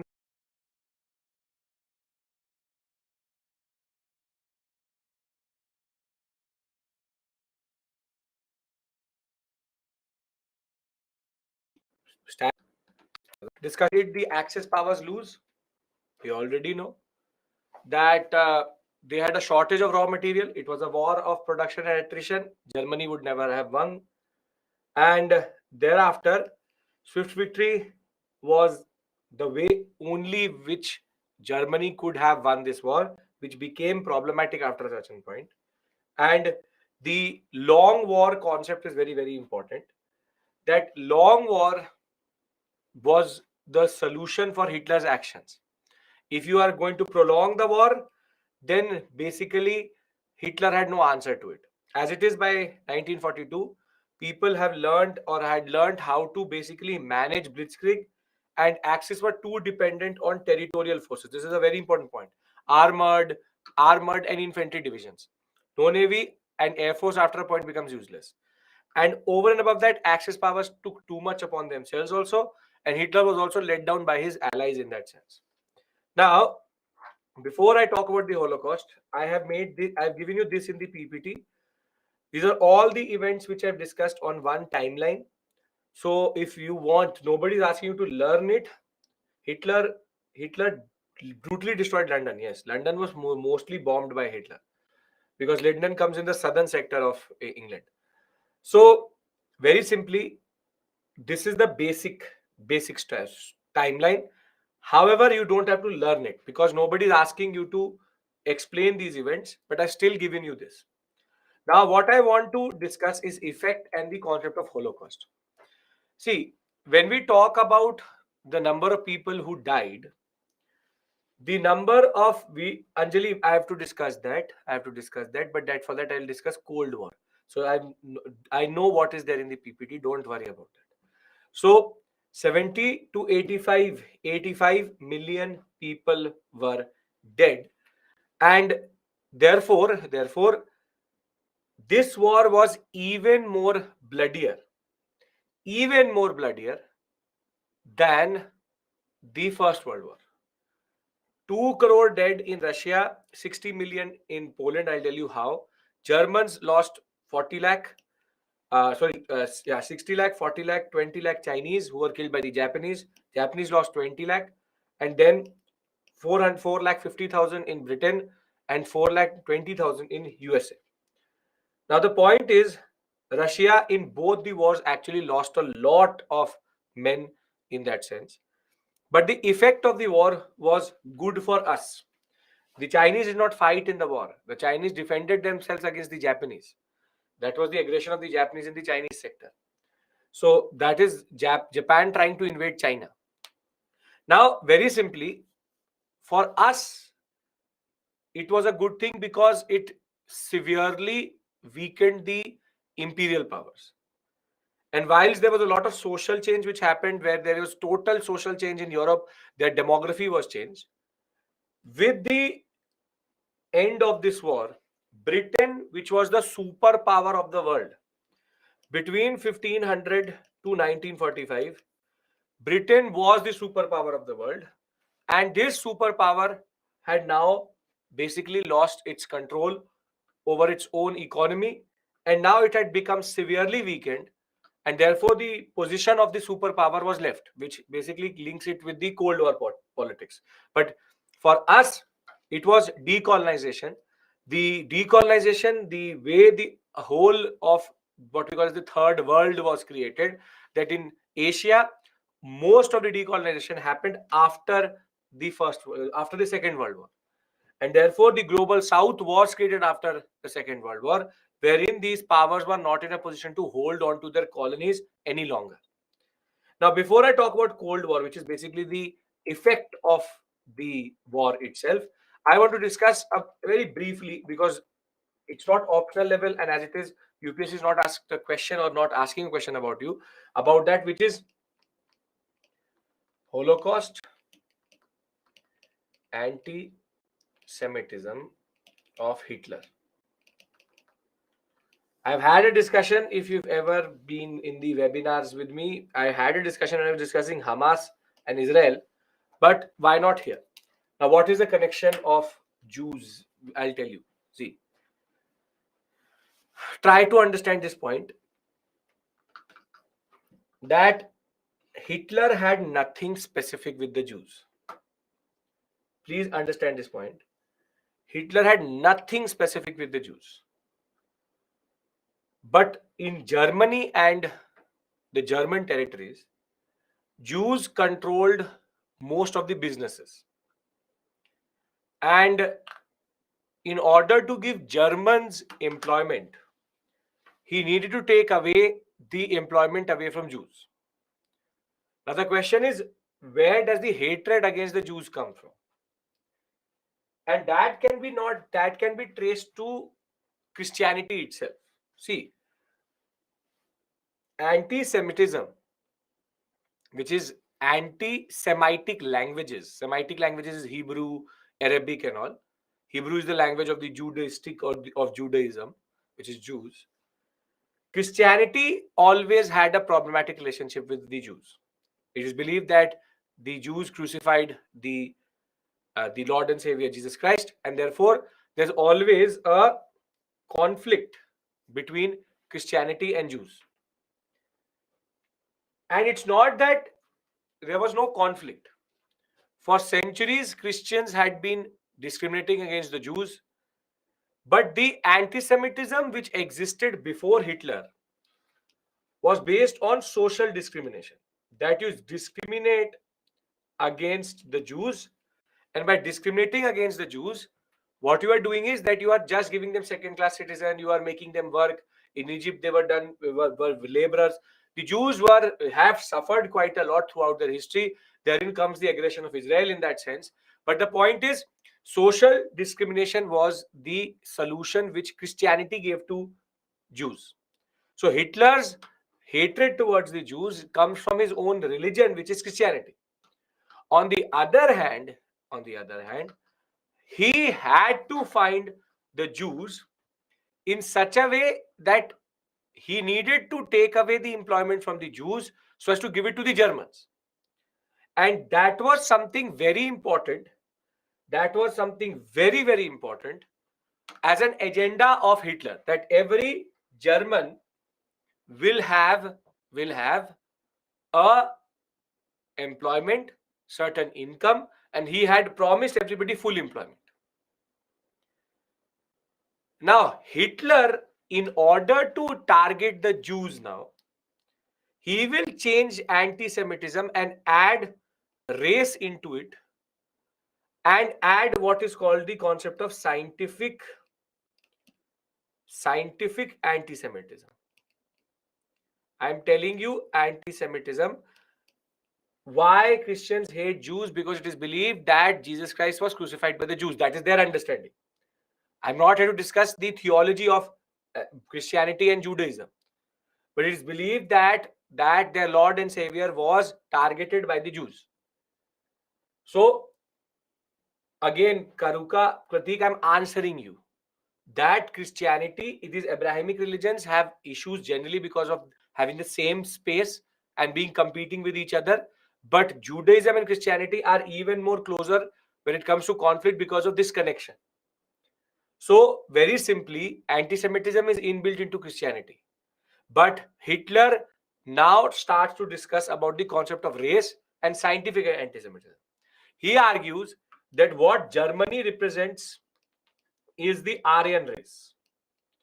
Now, if you've done ancient medieval art and culture with me, or you basically have an idea, Aryan is not a racial concept. Aryan is a linguistic concept. Multiple races used to speak the same Indo-European language, which makes it an ethnicity rather than a racial concept. And Aryan people were multiple races speaking the same language. And therefore, he started to argue that no, Aryans are not linguistic people. Aryans are what Germans look like. Tall, blonde, blue-eyed, very, very strongly built. And the Aryan race concept now was used to exclude the Jews, that the Jews are not Germans, they are separate to our identity. And he will then appropriate one of the Christian symbols. This is not the swastika. Swastika has dots in it. This is called the crooked cross. It's again a Christian symbol. He takes this symbol and now makes it his party symbol. But the most important point is the solution which Hitler gave to the Jewish issue. His his answer to the Jewish problem which Christianity had created was extermination. That the only way we can actually take revenge for our own religious understanding is by killing all Jews. Again, there is an agenda behind it. Hitler has nothing against the Jews specifically. It's his Christian belief and his agenda of the Nazi party and his racial understanding that the Jews don't fit in the German nation itself. And therefore, the Jews will be pushed into concentration camps, and in these concentration camps they will be gassed to death, and close to 60 to 80 6 to 8 million Jews were killed all across Europe in 8 to 9 concentration camps. And that is what is called as Holocaust. Abrahamic religion would be Islam, Judaism, and Christianity. So very simply, Holocaust is the systematic killing of Jews across Europe by the Nazi party and the Nazi army, Hitler. And this is one of the biggest blot on Hitler's, what we call as a portfolio, if you want to say. And Hitler did not embody, he was not the first to say that the Jews need to be punished, but his solution was not social discrimination, but was that Jews are greedy, Jews are the one who betrayed it. He also linked up Judaism with Bolshevism. He said all Jews are Bolshevik and all Bolsheviks are Jews, which is technically not true, but his propaganda was strong. And therefore, he will start to kill the Jews. He also killed disabled people. He said that disabled people should not procreate, they should not reproduce because they are not German. He killed any German who was very, very dark skinned. Basically, that is why today you will see all Germans look the same, be it man or woman.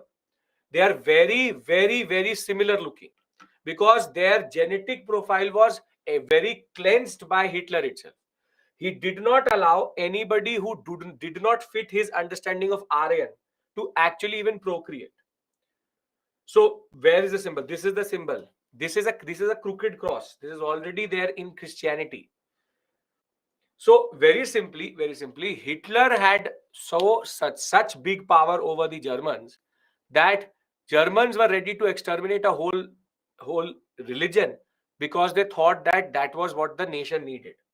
So please, straightforward, nobody's doing a thesis here. Holocaust, killing of Jews, anti-Semitism inbuilt into Christianity, scientific anti-Semitism is what he develops, kills all the Jews, and in the name of the Aryan race. Aryan concept was modified to make it a race concept, and anybody who did not fit his image of a German was not allowed to procreate and was killed in the eventual form of cleansing of the German society. Right? Okay. This is not social engineering, this is ethnic cleansing. Yes, the Holocaust is a systematic extermination of Jews. Okay. Yes, they were doing gross experiments also on, they were used to do basic human experiments on the Jews, that what is, basically that proved to the people that scientifically a Jew is different. So they have long noses, they are greedy, they have this gene which is basically making them betrayers of the German society. All this literature was created. You call it a genocide, sure. Why did the US started laying stress on decolonization? I'll tell you that. Can I now move to Cold War politics? Germans are not Aryans. German people initially were Aryan speaking. Please understand this point. Aryan is not a race, it's an ethnicity. German language is actually comes from the family of languages which is called Indo-European. When we'll do ancient medieval, you will realize it. I'll discuss it when we do Vedic age. Okay. Hitler targeted Jews for two reasons. One, inbuilt hatred which comes from Christianity. Second, because Jews controlled all the businesses. He wanted to take away employment from them. He needed to basically create us versus them. He needed a us and he needed them. Them were the Jews. Okay. Why Britain was so Jew friendly? Why you should not? It's not about Jew friendly. It's about humanity. So very simply, Jewish people controlled businesses. A lot of industrialists in Britain and in America also. The second largest population of Jews is actually in America. They are the industrialists. So why would not Britain be pro-industrialist, pro-Jew? Okay.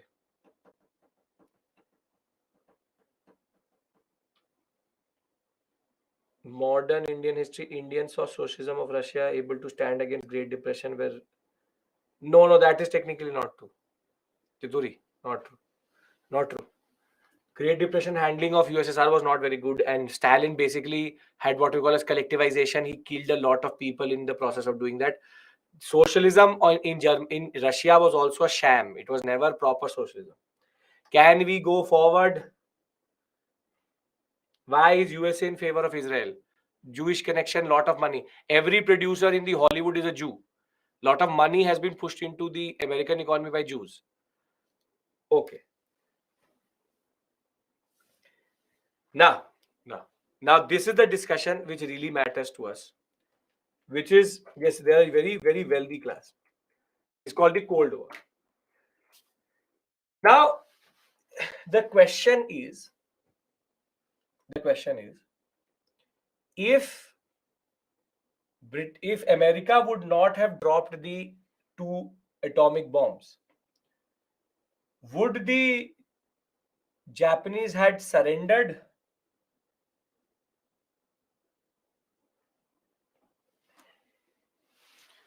The answer is yes. The answer is not no.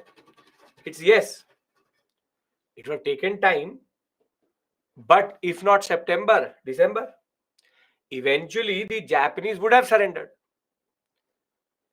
The point is that dropping 2 nuclear bombs was overkill, was literal overkill.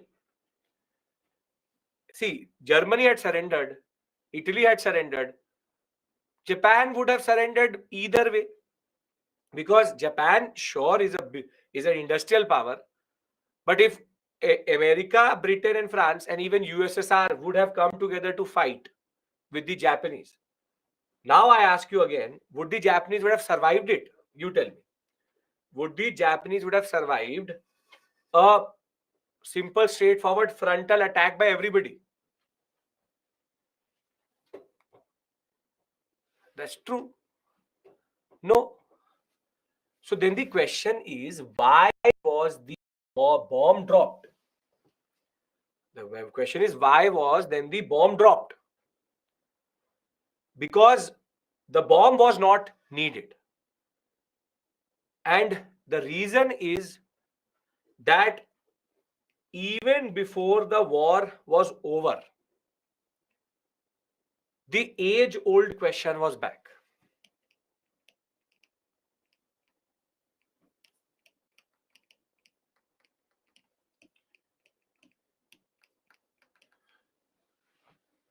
Basically, the bomb was dropped to send a message to the USSR that we have a nuclear bomb. And between 1945 and 49, America was the only power to have a bomb.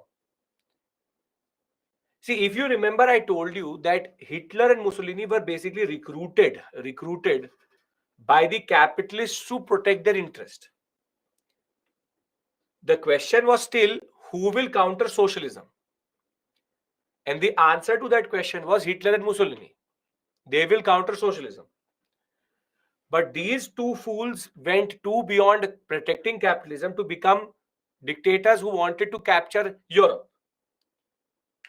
Now, as soon as Germany is dead, Italy is dead. Now the question was, now USSR and Stalin wanted their place in history. Britain was in now no position to be a superpower. It could not be hegemonic. It could not be the power which dominates everyone. As it is, India was now becoming a major problem for Britain itself. And as it is, there was no way Europe was going to hold Asia now. So the question was, Stalin still had the capacity to argue that I am the single-handed reason why the Nazi party was defeated, the Nazi army was defeated across Europe. I have sacrificed my men to make sure that Europe is protected. So my place in history should be complete. My place in history should be complete. My place in history should be right where it should be, wherein I should be the one who dominates Europe now. However, that was not acceptable to the capitalist powers, because that means socialism is going to dominate. So the age-old question is back. So now USA will stand up and say that I will be the vanguard of, or the protector of, capitalism. And one of you asked me that why did America be so adamant in decolonization? Because obviously USA wanted Britain to fully lose power. So the American pressure was to basically remove Britain and France from the picture and make it into a bipolar world in which two powers are competing for the superpower tag. So very simply, Stalin wanted his place in history, while on the other hand, capitalism wanted its protector, the US. So the point is that by May of 1945, everybody knew that the war is going to be over. But now everybody was also fearing that USSR is going to now dominate.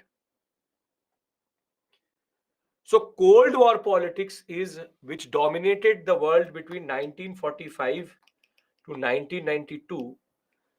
This world, this period, is where both these powers are competing to be the next superpower.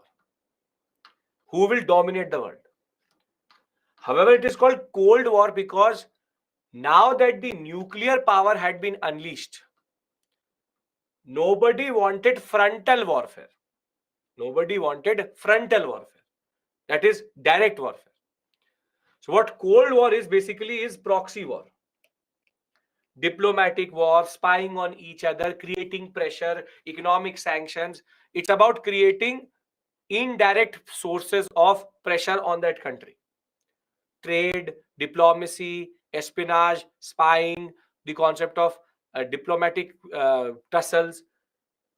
However, the Cold War did manifest itself in three places. One, Korea. Second, in Afghanistan. And third, in Vietnam. Vietnam we will discuss on Monday. Afghanistan you had already done, I think.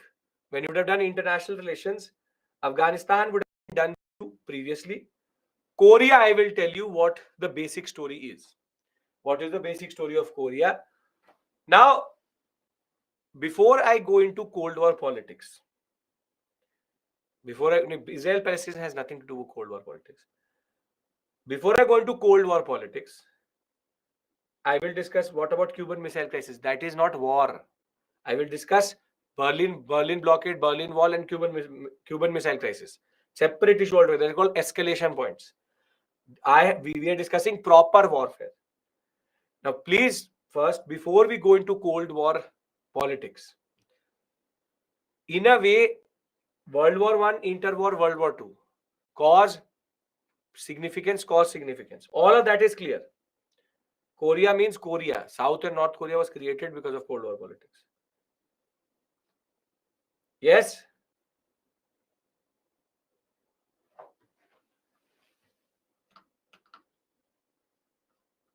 Why Britain sidelined from Cold War politics? That is standard geopolitics. Why do you want an old colonial power to fight against? Capitalism only needs one protector, not two. USSR is socialism's protector. So why would USA want Britain to be there? Somehow you are becoming sympathetic with the British. Not a good feeling. Not a good thing. They are what they are. The US wanted to remove the British from the picture. No, it's not that the UN was the reason why Cold War was the only way. UN is still was totally a useless organization. That point also, till today it is a useless organization. UN has no standing other than just being used by the P5 to push their own agenda. Okay. Yes, Anshu. Okay. Now, can we discuss Cold War and what is its basic manifestations? I want everybody's assertion here, because now we move transition into this period. In this, you will get 3 type of questions which I will tell you, and UPSC is not asked a question till this point from this area generally. Okay.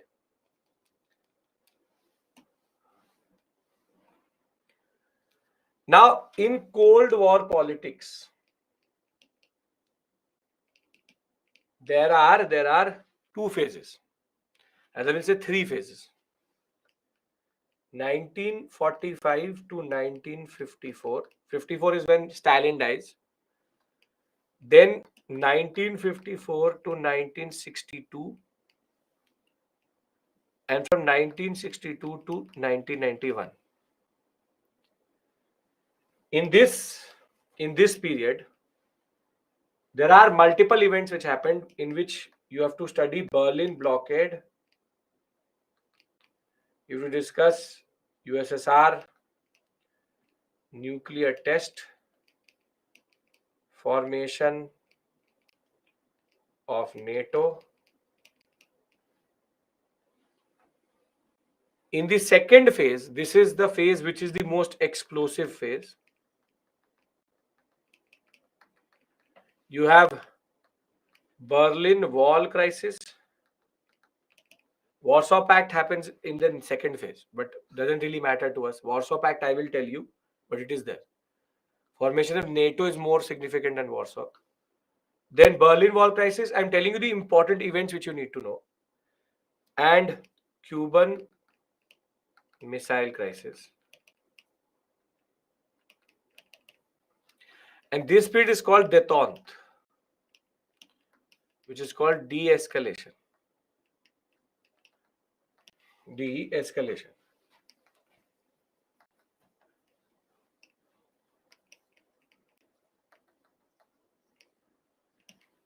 In this period, the Cold War will ease. And in this, the 2 most significant events will be what we call as Berlin Wall demolition. Rather, we'll say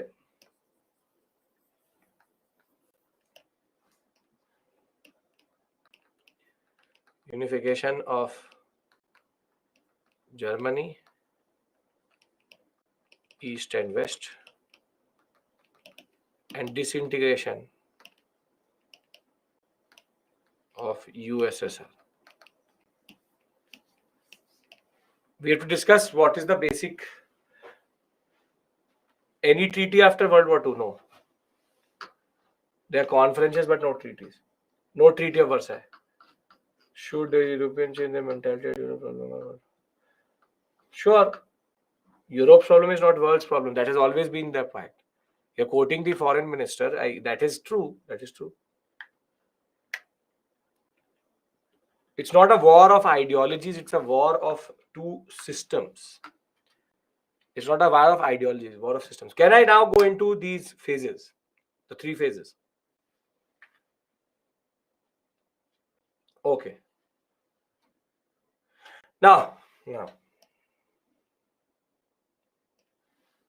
see, even before, I'll just read this out to you, what is Cold War, so that you are clear about that. What is Cold War? Is 2 superpowers, USA and USSR, remaining in rivalry, who fought for ideological supremacy and influence. Instead of engaging in open conflict, these 2 powers engaged in proxy war. There was political distress, diplomatic maneuvering, economic sanctions, propaganda, military competition, espionage, which is spying, psychological warfare, and bitter relations. Every act was suspicious, and these things complicated the way diplomacy was done across the world. Now, even before the war was over, the Cold War politics was on. At the Yalta conference, when in February of 1945, just before the invasion of Germany, Roosevelt, the US, Churchill, and Stalin Churchill UK, Stalin USSR. They met and this is the conception of the Bretton Woods twins, which is basically the UN, not the Bretton Woods twins, but the UN, which is that the United Nations organizations will be created after the war is over. So the inception of the UN is at the Yalta Conference itself. They were also thinking that there is no need to give Germany the chance to surrender. We will occupy Germany and then we'll see what to do with it. So from the east, Germany is going to, from the east, USSR is going to come. From the west, the American and the British and the French will come. And at this point of time, this Yalta conference was considered a very important success because everybody was in agreement with what is going to happen.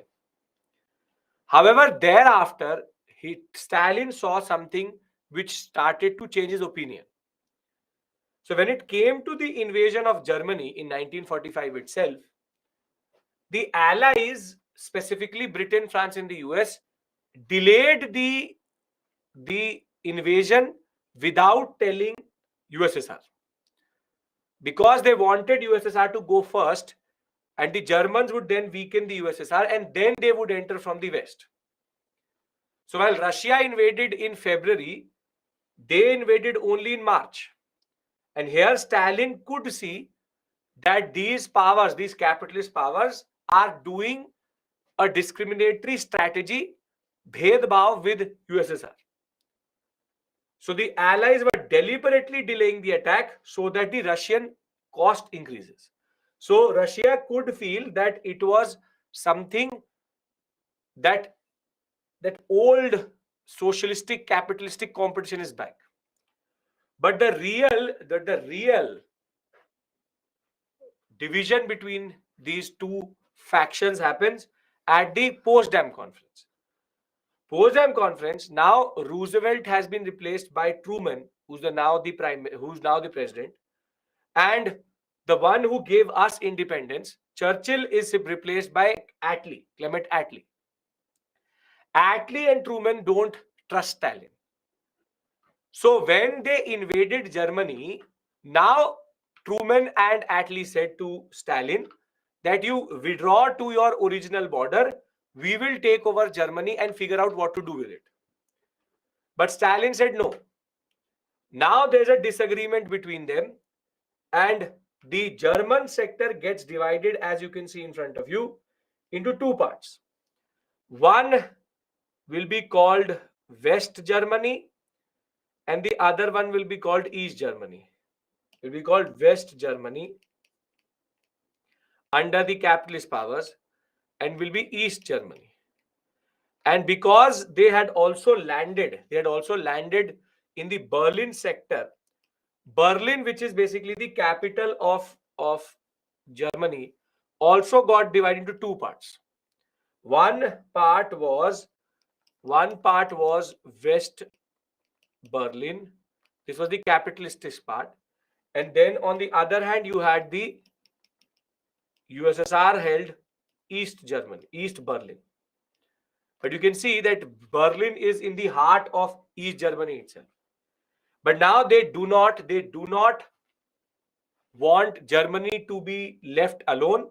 And this is the beginning of the occupation of Germany by these powers. But here the disagreements have already started to develop.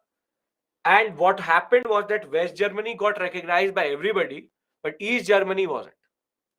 And once this is going to happen, and Hiroshima and Nagasaki is going to happen, now Stalin will basically say, I have to assert my identity, and by hook and crook, by assassination, by bribing, USSR will take Poland, East Germany, Czechoslovakia, Hungary, Romania, Bulgaria, and the Albanian sector. These are called the satellite states. So this is the main USSR. And now Stalin, after looking at the way the West was actually acting in front of him, In order to invade Germany, he had to enter into these countries. But once he enters into these countries, he does not go back.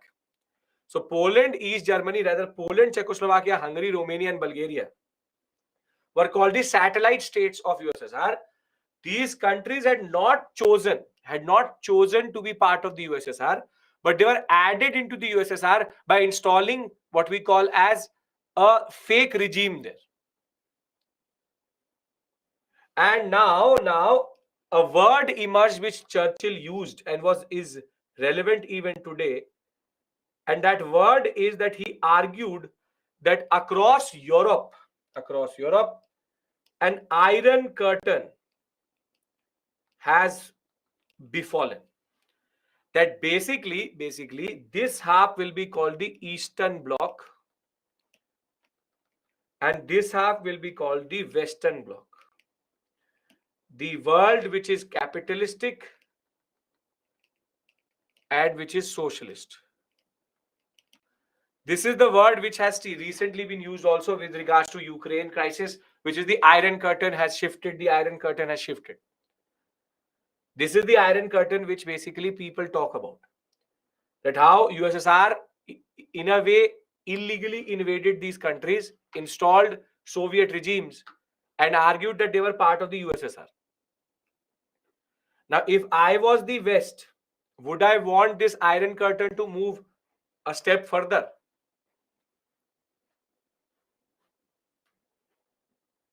Yeah, most of the Balkan region with the USSR, yes. Except for Yugoslavia, which went into NAM. You know, India, NAM, Yugoslavia, NAM. So, very simply, the West now fears socialism. The West fears socialism. And this Iron Curtain was now going to be a reality which will exist for a very long time in Europe. And people tended to argue that in a way USSR deserved certain territory because for what it did for the Europeans when it came to the Nazi party and against Hitler. But still, the concept is that Stalin now started to use force, which was basically not justified. So while people accepted the fact that Russia should have a sphere of influence, it was the way it did it is the problem. Now, I have established to you the geography of the Cold War. I've discussed the basic ideology behind the Cold War. Now, can I discuss the events of the Cold War? Austria is non-aligned. Sure. Perfect. Okay. Now, the first thing which I want to discuss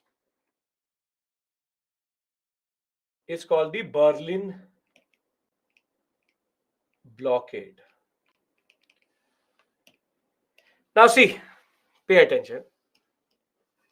These people have if this was Germany, they have occupied West Germany and East Germany. But the more interesting story here is how Berlin was divided. East Berlin and West Berlin. Who was controlling Balkan? More or less USSR. Now, Stalin was annoyed by two very major things. Firstly, all the Western countries came together and they said that we recognize the West Germany. So the Western Bloc recognized the West German sector, but they did not recognize East Germany. So Stalin didn't like the fact that he was the one who was not recognized. And then came a doctrine which is called the Truman Doctrine. From the Americans.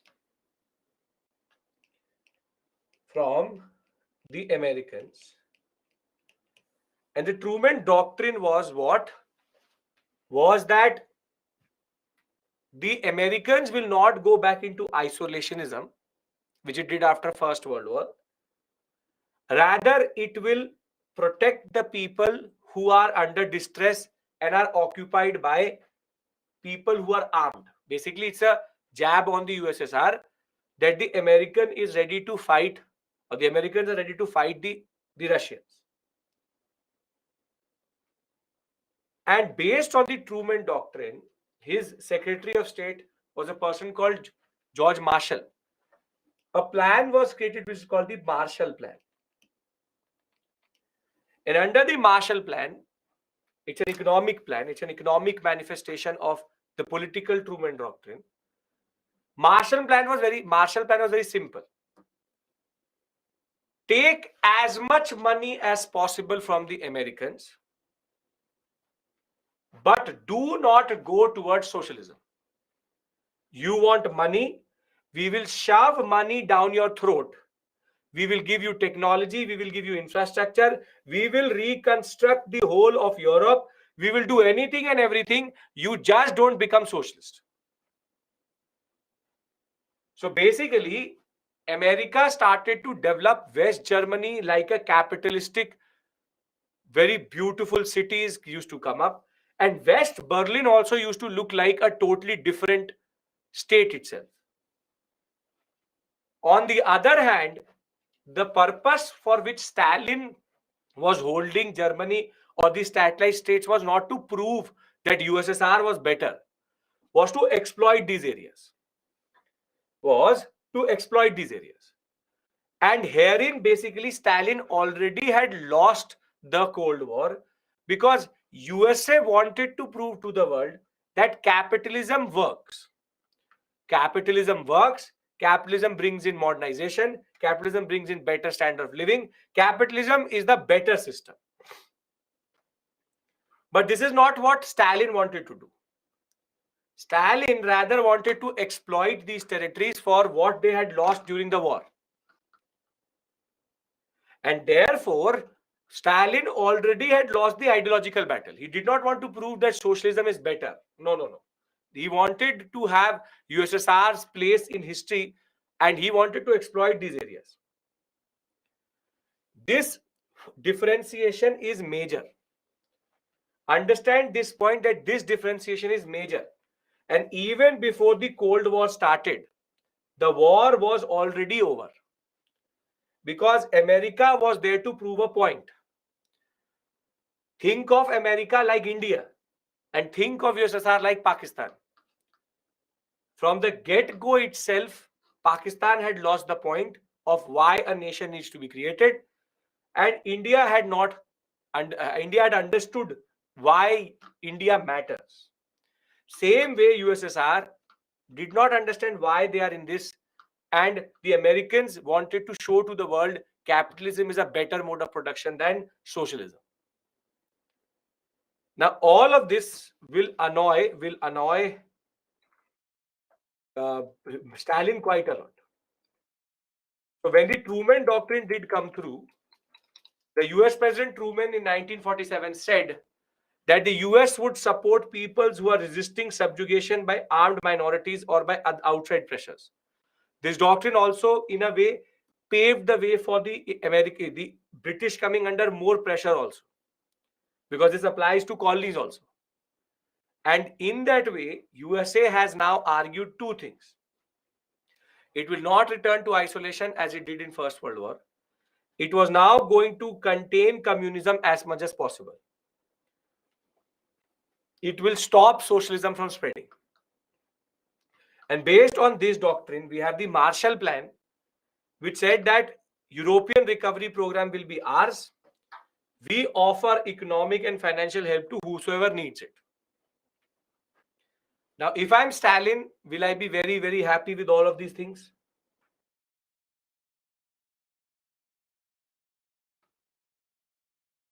No, obviously. And in that frustration, he had already entered into the Eastern European sector with expanding communism. Poland, Hungary, Bulgaria, Albania, Romania, all go under USSR because of either party fund fraud, assassination, intimidation, direct interference. They did something for sure. All this was done by the secret police and the KGB, and Stalin was getting more and more annoyed. And now will come the first major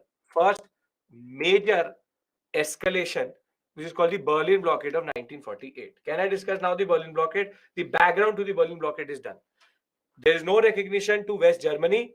The Truman Doctrine is now there, and there is also rising tension between the USSR and the USA. Now, please pay attention. As soon as Truman Doctrine is that the USA will counter communism. That is the Truman Doctrine. Now, as soon as who rules Germany? Western Germany is ruled by the US, and the government there is recognized by the US. A democratic government has been established in Western Germany. In Eastern Germany also, there is a USSR appointed government. And the same will be true for East and West Berlin. USSR and USA appointed mayors were there. Now, Stalin, as soon as Western Germany was not recognized, Stalin was not very amused. So if you look at it, Berlin should be in East Germany, whole of it, because it is in the heart of East Germany. If you go by the understanding of geography, why is that within the East German sector, you have such a big sector which is the West Berlin sector? So when the Americans, the French and the British don't recognize East Berlin, or rather they don't recognize East Germany, now Stalin comes up with a plan, what is called the Berlin blockade, to get whole of Berlin. His idea was very simple, that there were rail links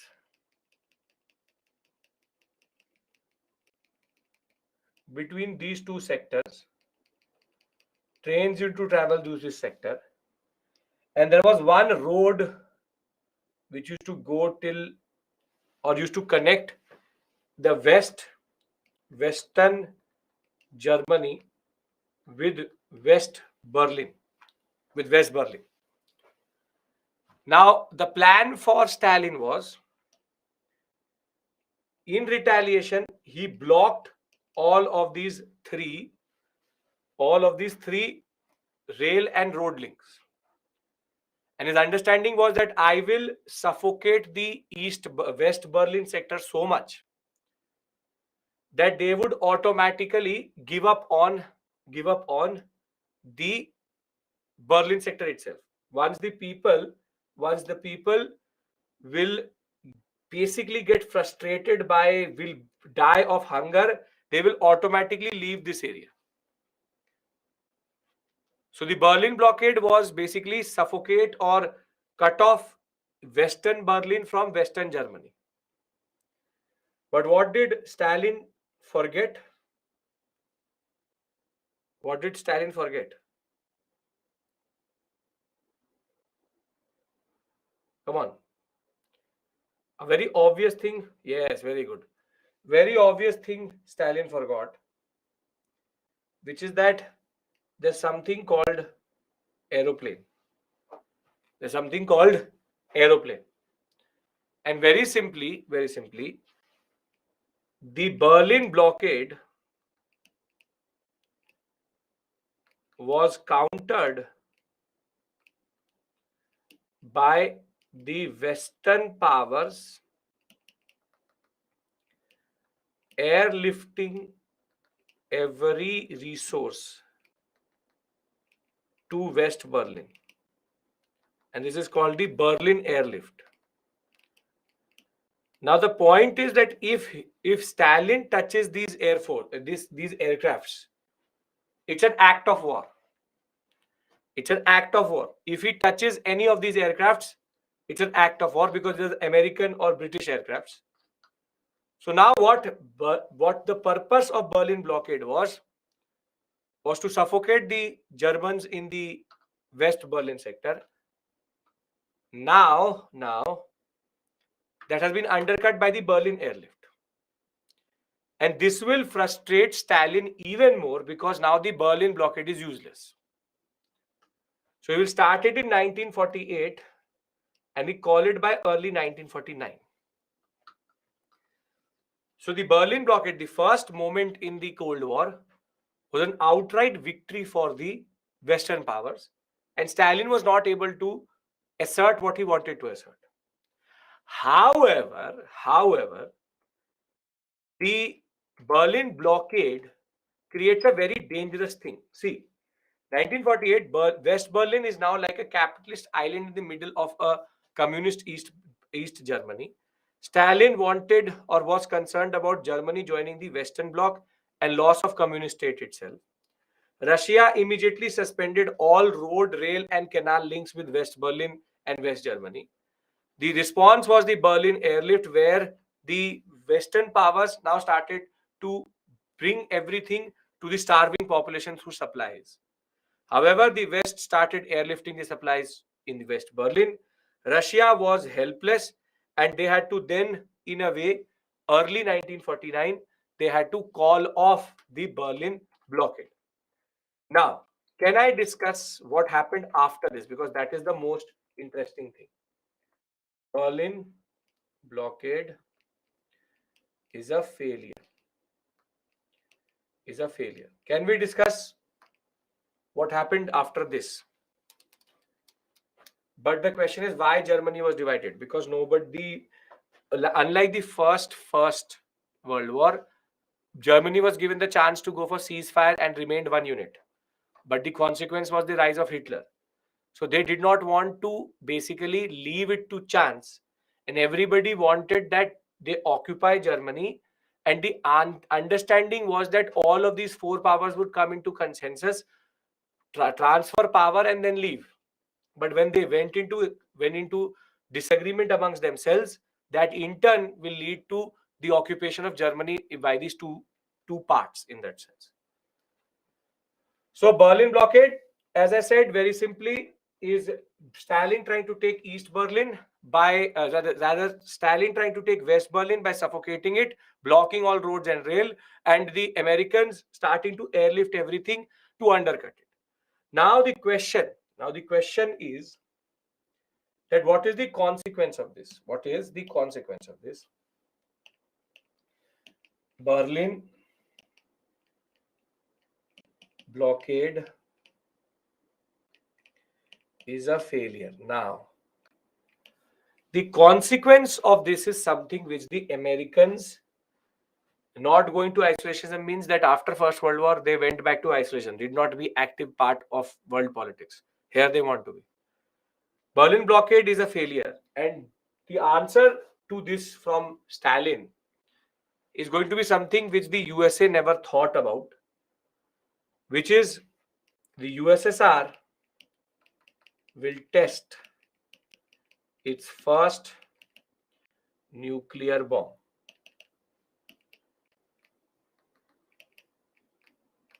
in 1949. They will become a proper nuclear power by 1953, because that is the last test. But the USSR will conduct their first nuclear bomb test. Till this point, the USA had a deterrence, had the upper hand, because it had the nuclear bomb. But the USSR has now developed, yes, after the Berlin blockade was a failure, in late, this is by May of 1949, by the June-July, Stalin responds by the USSR testing its first nuclear bomb. And this will basically send a panic throughout the Western Bloc. This will send a panic throughout the Western Bloc that this was an unprecedented response to something which they had not thought will go out of hand like this. Because the USA said that the technology was secure, But we know that the USSR had already sent a spy in the form of a British scientist. And very simply, that British scientist was noting down what Oppenheimer was doing. And he was basically a KGB agent who will later take all this material to the USSR and later allow them to develop within 4 years of the Americans a nuclear bomb. And with the Americans now having with the Russians having a nuclear bomb, now the Iron Curtain became real and the Western Bloc was in panic. And it is in this context that in 1949, NATO will be formed. Because now the West feared that a nuclear attack had become imminent. So what will happen is that their first form will be called the Brussels Defense Treaty. The Brussels Defense Treaty. But then America, Canada will join it and it will be renamed as the North Atlantic Treaty Organization. And the NATO will be a turning point in the history of the world because it till today exists. And it has two very important principles. The first principle of NATO is an attack on one NATO country is an attack on all of them, which is the concept of collective security. And second principle is the concept of how there has to be a joint command, which is that all of them bring in their armies and there will be a NATO army, air force and navy. So the NATO was formed in a context wherein the West became extremely nervous of USSR's action. So Britain, France, Holland, Belgium and Luxembourg went into what is called the Brussels Defense Treaty. But when the Americans and the Canada joined it in April of 1949, that will in turn lead to what we call as the formation of the NATO, North Atlantic Treaty Organization. And the first principle of the North Atlantic Treaty Organization, a response to the what we call as the USSR test, is that an attack on any one of them is an attack on all. And the countries will place their defense forces under a joint NATO command for coordinated attack. NATO, therefore, will become, until today, is the staple for Western cooperation when it comes to military response. But for a country like India, NATO is useless. Because we can't take decisions by asking Americans for everything. Because NATO is dominated by and still is dominated by the Americans. No, it's not that we are not Western. We have been offered entry into the NATO multiple times. But the point is, it has no purpose to us because NATO joint command is the problem. We can't place the Indian Army Air Force under the NATO command. Then if it is coming to Pakistan and any incursion from the Chinese, first we will go and plead to the US that give us our own army. That is not the way we work. We need to have our own sovereignty. We need to have our own army, air force and navy to protect ourselves. It's a military organization. It's a military organization. It's a strategic military defense partnership. The entire army gets that mandate. Yes, Sachin, as a NATO nation, you cannot act without the NATO telling you what to act on.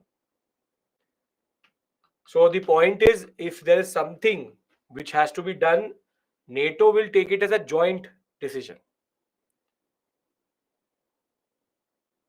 Now, the formation of the NATO, in a way, shows that the West is coming together.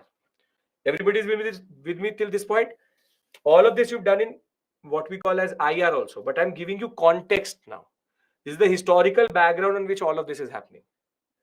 Now, NATO has been created, but Stalin will be on his deathbed in a way by 1950, 51, 52. But the Western powers, what they will do is that in 1953, what they will do is that they'll add West Berlin into the NATO. So what the West has done is add West Germany and West Berlin into the NATO by 1953-54. Now, if I'm Russia, would I like this? If I am Russia, would I like this, that the divided part of Germany has now become a part of NATO? So if something happens, it is an attack on NATO countries. So in response to this action, as one of you said, the USSR will come up with what is called the Warsaw Pact. See, Warsaw Pact is exactly like NATO. It is USSR plus all its satellite states, which is Poland, Bulgaria, Romania, and more importantly, East Germany. And there was only one principle here, which was attack on one was attack on all. They didn't want a joint command because they did not want to give Poland and Bulgaria too much power. But basically, the Warsaw was nothing but a exact replication of the NATO model, but from the USSR. So you can see that just before Stalin dying, the politics is becoming complicated. So before we go into the most explosive phase of the Cold War, we have discussed Berlin blockade, we've discussed the concept of Berlin airlift, we've discussed formation of NATO, we've discussed the nuclear test. Anybody has any issue in these 4 points? Any issue in these 4 points? No issue. Now, whilst all of this is happening, Korea now becomes center stage.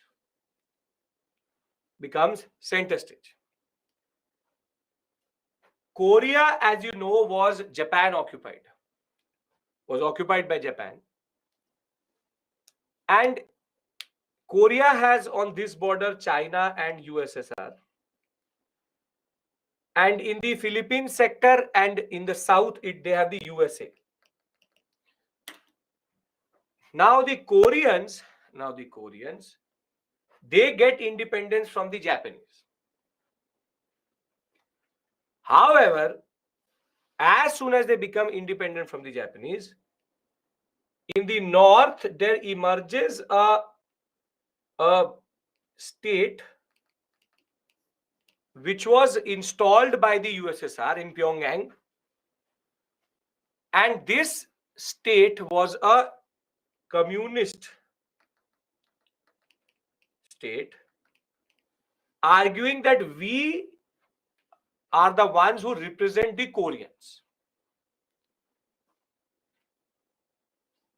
However, as soon as a communist state emerges in the north of Korea, the Americans install in Seoul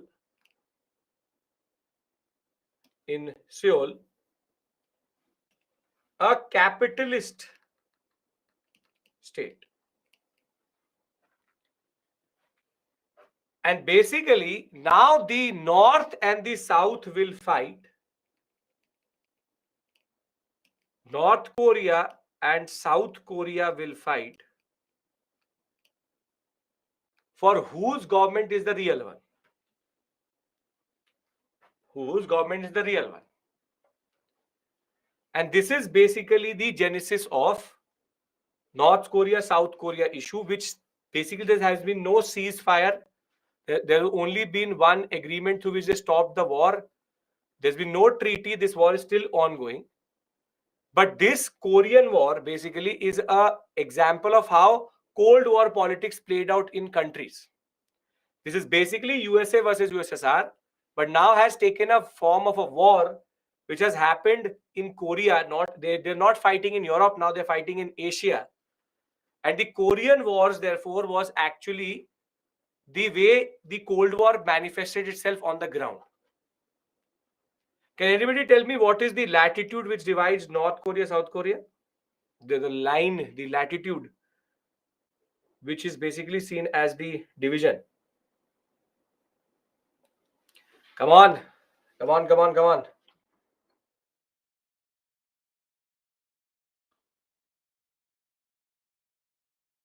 Come on.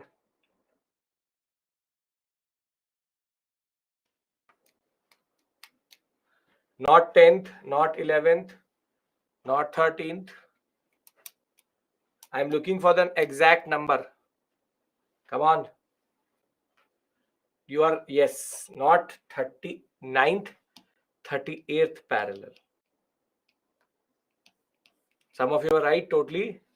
Purva, Fani, Madhumita, Sanskar, Prince, Tagdish, Sachin, Vanshi. So 30th parallel. This is basically the latitude along which North and South Korea are divided. Yes, most probably if there was no Cold War politics, Korea would not have divided. Not got divided. It is literally the USSR and the US installing two powers and making them fight. So in this first phase, as you can see, there is a physical manifestation in the form of the Korean Wars, and there's all this confusion which is happening. Now I want to go into the second phase, which is the most dangerous phase out of this, which is the period between 1954 and 1962. Can we discuss the events here? Can we discuss the event here? Proxy war was happening in Europe, but this is a physical warfare which is happening. Why Japan supported Russia in Korean War? Japan supported no one. Japan withdrew. Then after that, the USSR automatically installed it. The 1954, what was the next event in Korea? Nothing. North-South got divided. They have fought a war. After that, they signed an armistice. There has been no treaty, no agreement properly. The border still exists. North Korea has now become an old-style USSR-type dictatorship, a reminiscence of the Cold War politics. And South Korea has become what America wanted to show, an example of what capitalism can do. Now, 1954-62 is a very explosive phase because Stalin is dead. And the person who replaces Stalin is a person called Khrushchev. Is a person called Khrushchev.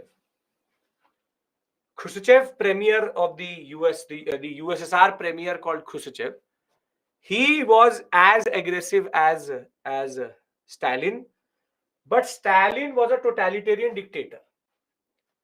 So after his death, the very disturbing facts about Stalin start to also come into the world news, wherein he was no less than Hitler, wherein he killed most of his opposition in the name of collectivization, which is in the name of socialist farming.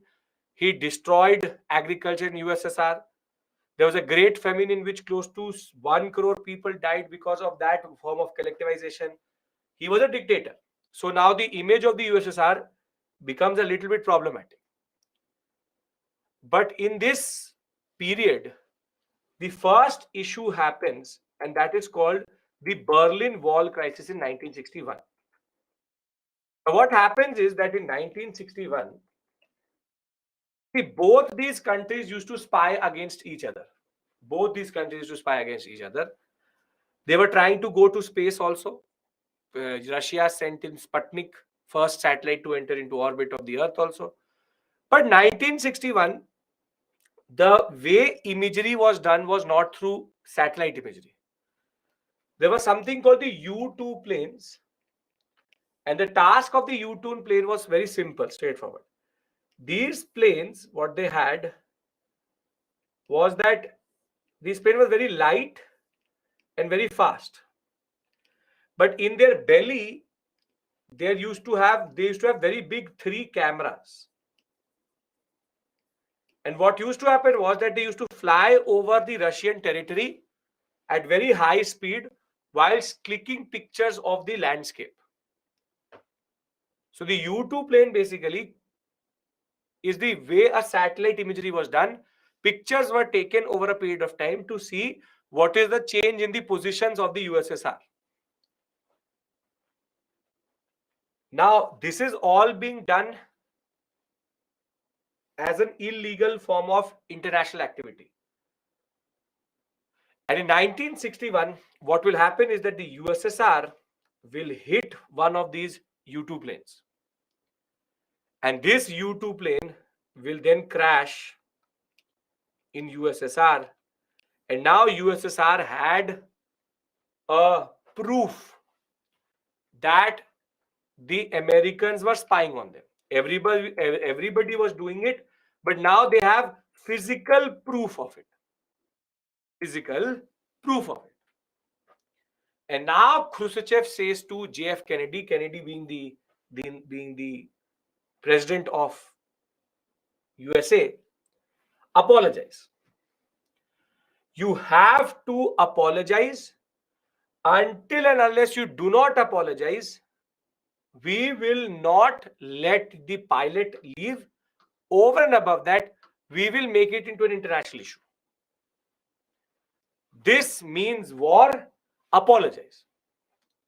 So the first explosive moment is that now the Americans and the US are on a standoff.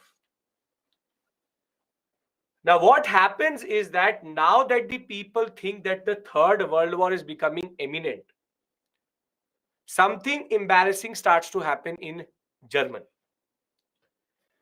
People from the West Berlin, from the East German sector and East Berlin sector now start to move into the American zones. Basically, they were choosing the side on the war. They thought that if the Americans and the Russians are going to go to war over the U-2 plane issue, we would like to be on the American side. So is this an embarrassing humiliation for the USSR? That people in huge numbers started to flee to the American zones. And this was something which the USSR needed to stop in order to stop this embarrassment. And in response to this, they will develop a wall which is today called the Berlin Wall. This wall was to stop any movement outside of East Berlin. And this is how the Berlin Wall actually came into existence. Once the Russians made it, a parallel wall was developed by the Americans. The two walls now represented the difference between the two worlds. And the people who are in East Berlin were stuck because even though the USSR was losing this ideological battle, it would not let you go to the American side. If people tried to cross over, you were shot. The people would be shot. So the U-2 plane issue was the reason why the way Americans were under pressure to do something about the U-2 plane being caught. In 61, Khrushchev will say to Kennedy, withdraw from basically to withdraw from Western powers from Berlin also, and also to apologize about what happened. They said that give us Berlin, that is what we want. People started escaping from East Germany to West Berlin. This was a USSR embarrassment. When USA will refuse, USSR will erect the Berlin Wall to block the escape route. So very simply, this is the first major crisis in which the world came close to the Third World War. And a lot of you are talking about Berlin Wall. Now do you get it? What is the context of the Berlin Wall? Because if you understand this, I want to move to the Cuban Missile Crisis. Yes, sir. Okay. Now let's go to Cuba or Cuba.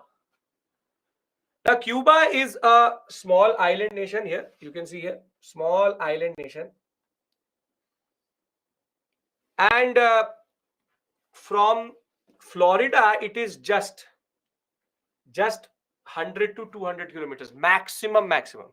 From certain parts of Cuba, you can also see Florida, which is America. Now, Cuba was under a dictator. His name was Batista.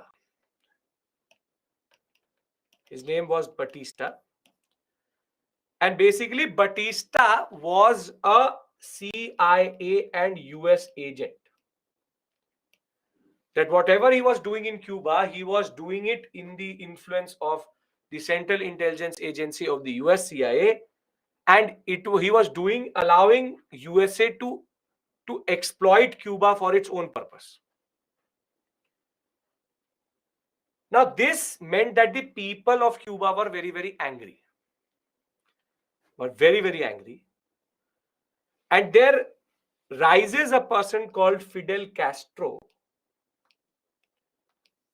a communist, who says that Batista is nothing but a US agent. I want Cuba's resources to be used for Cuba itself.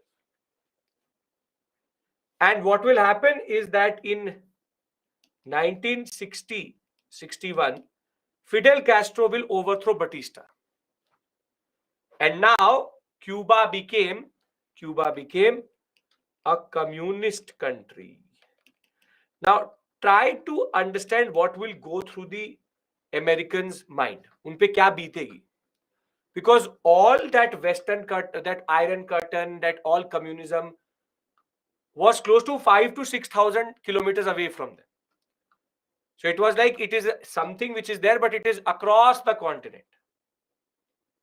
But now there is one small communist country. Socialism has now come to the doorstep. It is now at the doorstep. And the Americans now lose it, because if Cuba becomes communist, then socialism exists next to US itself. So the Americans, what they will do is that they will stop all diplomatic relationship, all foreign policy removed, all import-export was banned. But the Americans still wanted to take back Cuba, and therefore in 1961, in what we call as the Bay of Pigs incident, Kennedy is going to sanction what is called an invasion of Cuba, wherein Batista and his supporters along with the CIA will try to reach the Bay of Pigs and then enter Cuba and kill Fidel Castro. Now, USSR, on the other hand, could see that Cuba has become communist. So even before the Bay of Pigs incident happened, USSR had given intelligence to Fidel Castro that the USA is going to do it. So Castro was able to evade this attack, but now he became anti-US and was convinced that the USSR was his brother.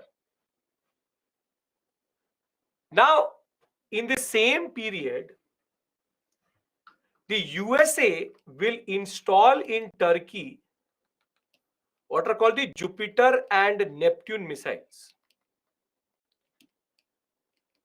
So Jupiter and Neptune missiles are basically nuclear capable ballistic missiles. And now they've installed it in Turkey.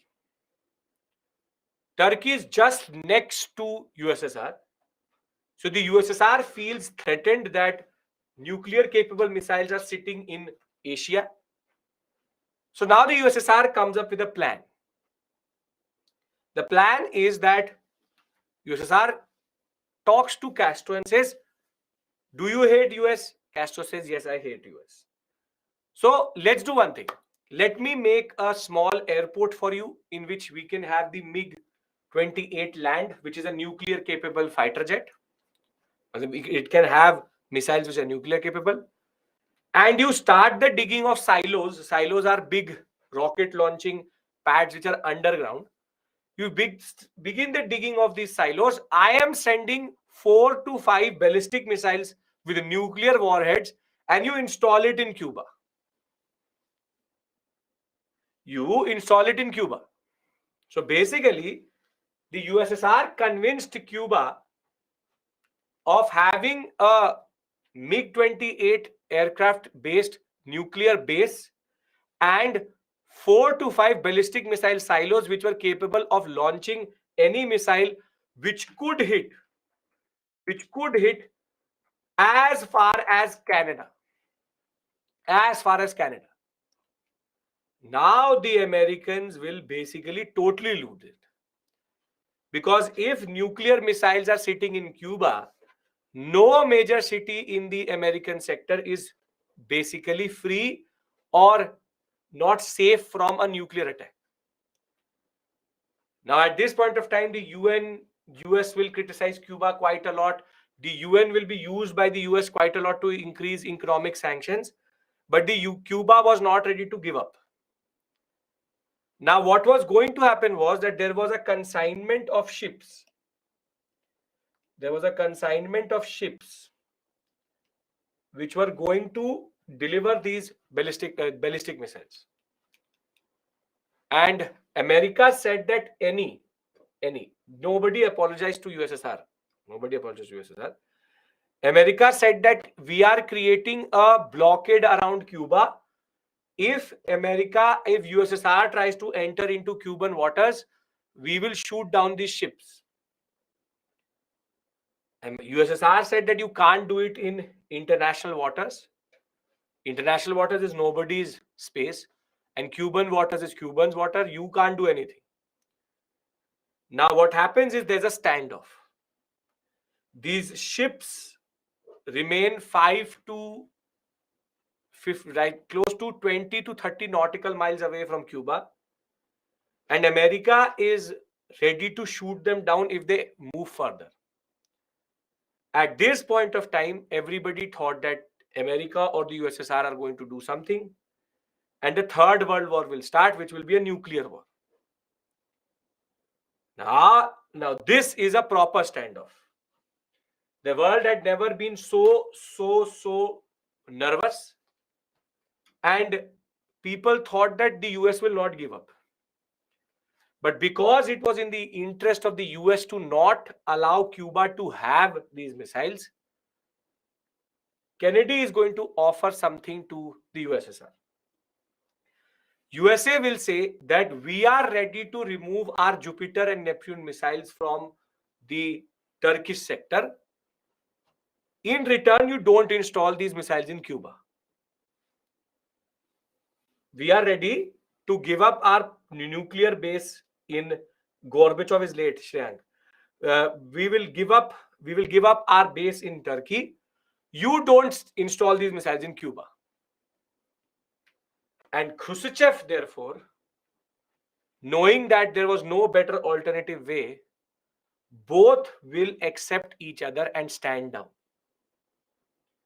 And this was the last time when the world came very close to a nuclear war happening and the Third World War happening. For us, it seems to be just one standoff. Imagine what would be going through the world press, the world people, and the population at this point of time, the level of distress and the level of nervousness which everybody would have had when we know that the Cuban Missile Crisis or the standoff is happening. The Americans showed a lot of maturity here because they knew that nuclear warfare takes nobody nowhere. And ironically, the most destructive bomb in the world was also the biggest deterrence in this world. It was a symbol of peace in a way that because people knew that the war is going to be nuclear, nobody wanted to fight a war. Clear? Cuban Missile Crisis. Because then we go into détente. Anybody, any issue? Cuban Missile Crisis? Clear? What these circles indicate is the places till which they could fight, they could launch a rocket.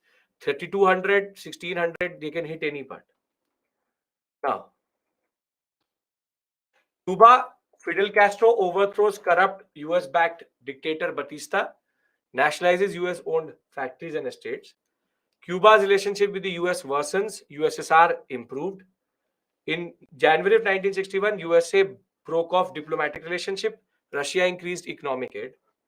JF Kennedy thereafter approves Batista supporters to invade USA from American bases in Guatemala. CIA was involved. In April of 1961, the Bay of Pigs incident happens, but Castro crushes these forces. Now, February 1962, USSR Premier Khrushchev planned installation of missiles in response to the US-Cuban project. Kennedy goes for a naval blockade, and high tensions are very, very high. Tensions are diffused when US dismantled its missile bases in Turkey, and USSR said, okay, no missiles in Cuba. Jointly, they write a very important statement that a nuclear war was averted. Steps will be taken for the betterment of relationships. And from this point forward, you will see de-escalation will happen. First is what is called the Nuclear Test Partial Ban Treaty 1963, which is no tests in outer space and underwater.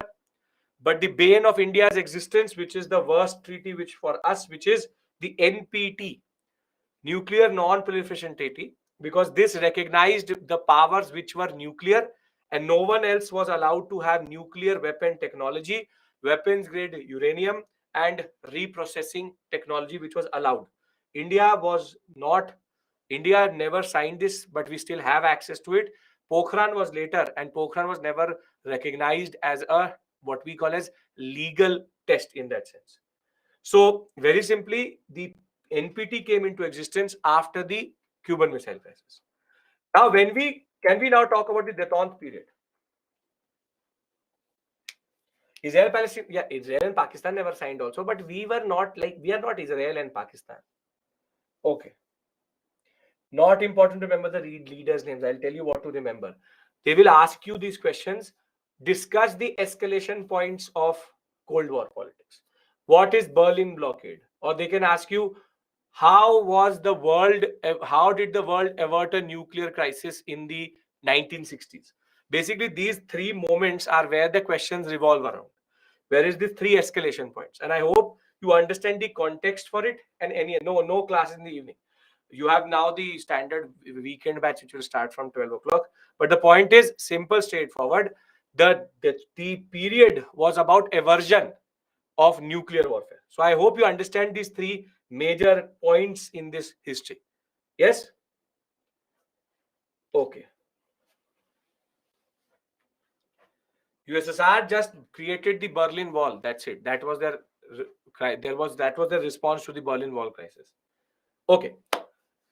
Now, 1970s onwards, things totally change, which is that there is a period of proper de-escalation, and the reason for that is most unlikeliest and something which comes as a surprise to everyone is China. See, China had been a very, very loyal partner of the USSR since 1945. Yes, Gayatri, you can do that. It had been a very, very loyal partner of the USSR. But if you are a socialist country which has a lot of labor potential and the potential to produce a lot of commodities, would you love to be under a socialist country or a socialist economy? If you have the capability like China, would you want to be under a socialist economy? No. So China in the 1970s realizes that it wants to produce for the world. It has very cheap labor, very big population. But the USSR does not have the demand or the right set of relations to do it.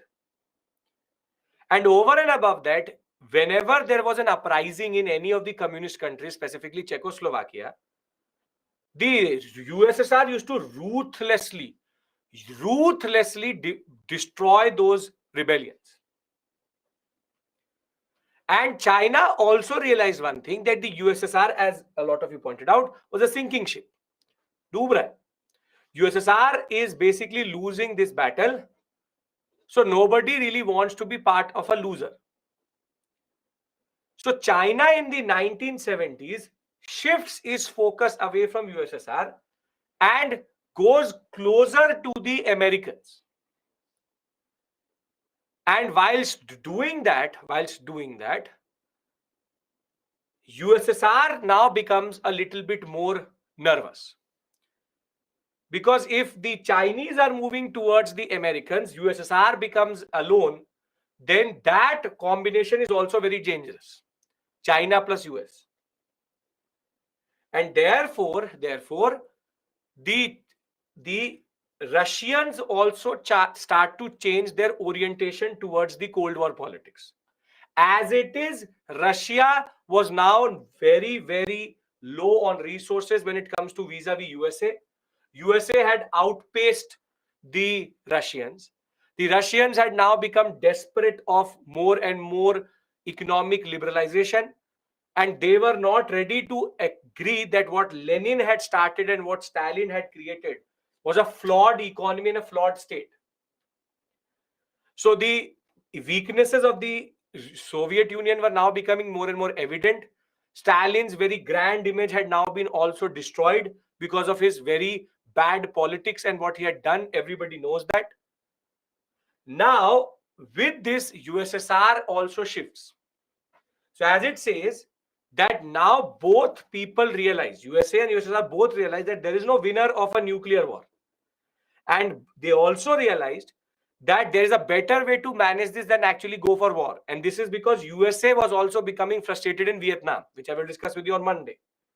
So with drain of resources of the USSR and USSR fearing the stability of communist bloc to be actually not be very well, Poland, there was a trade union which is called the Solidarity. Solidarity was becoming bigger and bigger and bigger and stronger. And now the communist regime in Poland was getting challenged by a trade union, a true socialist organization. And the Chinese were very unhappy with the Russian relationship, nervous of the involvement of the Americans in Vietnam, and also wanted to improve the relationship to basically feed the US demand. Solidarity is the name of the trade union. And therefore, with USSR thinking bad relationships with China is not good, and USA and this combination of the USA and the Chinese coming together is dangerous, they will also start to change their orientation. So it is the Chinese who triggered a way, they triggered the change in heart of the USSR.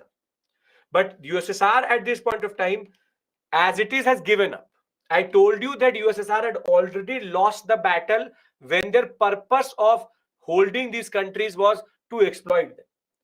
But by 1970s, after close to 30 years of fighting this ideological battle, America had now started to show that it was the better power, and as it is, world works on money, and money is with capitalists. And this is why I say that capitalism can never lose, because money makes everything.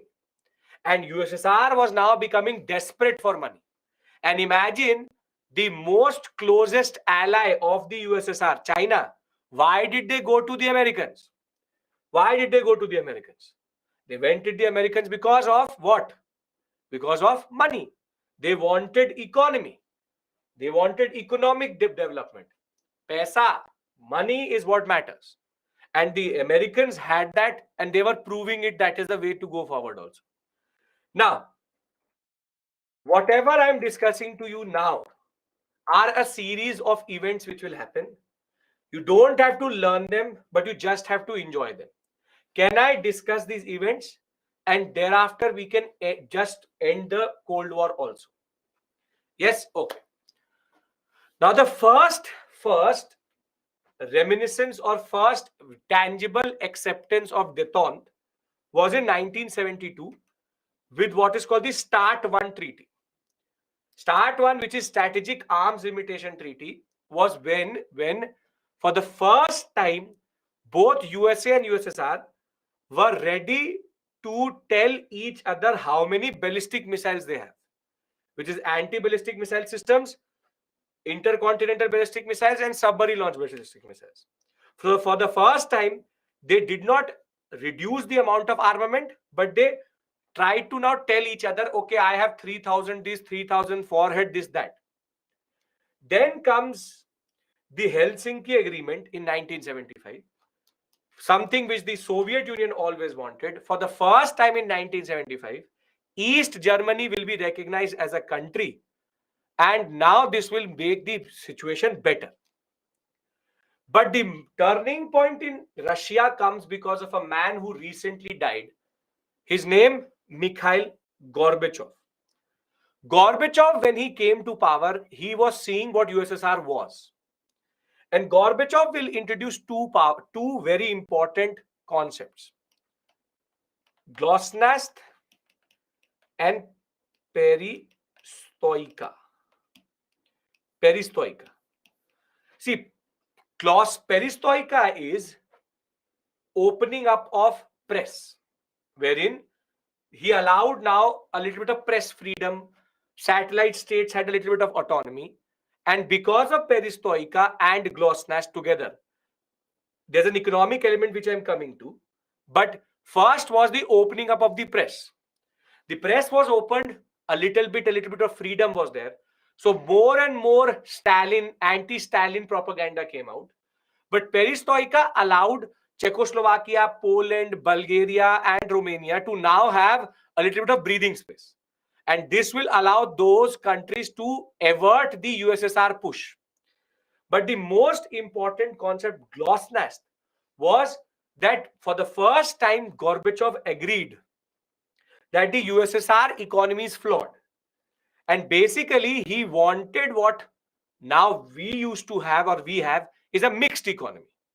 He said, let there be socialist run PSUs and nationalist, what we call as factories, but we should open our economy a little bit. Let the market forces come through. Basically, socialism was failing, and he wanted a little bit of economic reform so that the USSR economy could get revived. Now, Mikhail Gorbachev and Ronald Reagan will also come together to argue that nuclear war cannot be won but must be never fought. But the turning point in the journey of Gorbachev is going to happen in a Ukrainian city where a nuclear disaster will happen, which is called Chernobyl. In Chernobyl, the nuclear disaster, wherein the core of a nuclear power plant is going to melt because of the shoddy work of the Russians. Here, 5 lakh people will die, 15 to 20 lakh affected for generations. And Gorbachev and the world will actually see the realities of a nuclear war. What it actually meant to have a nuclear war and what it actually meant to have nuclear radiation. This will convince Gorbachev that Russia was on the wrong path, and therefore he will now start to ease perestroika and glasnost even further. And this will in turn lead to the first major thing, which is called the 1987, what we call as INF Treaty. INF Treaty, Reagan and Gorbachev came together, and they argued that all intermediate range, which is 300 to 3000 miles of ballistic missiles, nuclear warhead based ballistic missiles, we will now destroy them. So for the first time in the Cold War, now these countries started to destroy their arms and ammunition, saying nuclear war should be avoided at all point of time, which you would have heard about this word, nuclear disarmament.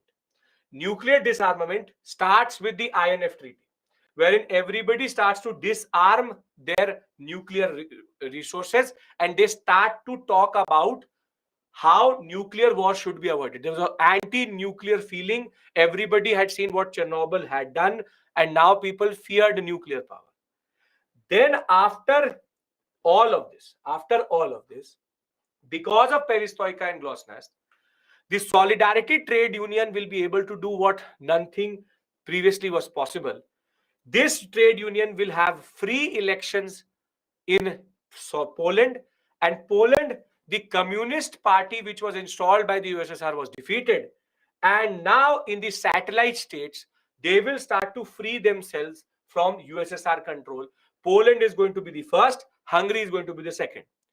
But the most iconic moment, which basically marked the fall of the Berlin Wall, but also the USSR, was in 1989, when the communist leader installed by the USSR in East Berlin asked the police to shoot on the people who were protesting against the Berlin Wall. His own colleagues and the police will not allow him to do it. And there will be a takeover of power in East Germany by the people who were in favor of unification of Germany at this point of time. And the communist government would have to resign, and the German Berlin Wall will be breached. And with the breach of the Berlin Wall, the misery of the Germans will come to an end. What started in 1945, they will finally be together in 1989. After that, Czechoslovakia, Bulgaria, and Romania will also overthrow their communist regimes. And by 1991, USSR was on the brink of split. Gorbachev will allow these powers to split. USSR will disintegrate in 1991, giving rise to 15 different countries all across Central Europe and in what we call as Central Asia. Gorbachev had somehow made sure that nuclear war did not happen. USSR changed. USSR now became Russia. From Russian Empire to USSR to Russia. Capitalism had won. USA had won. USA had now become the unipolar power. It had shown that socialism is a sham. The god called socialism had failed. And our story in that sense comes to an end. Done?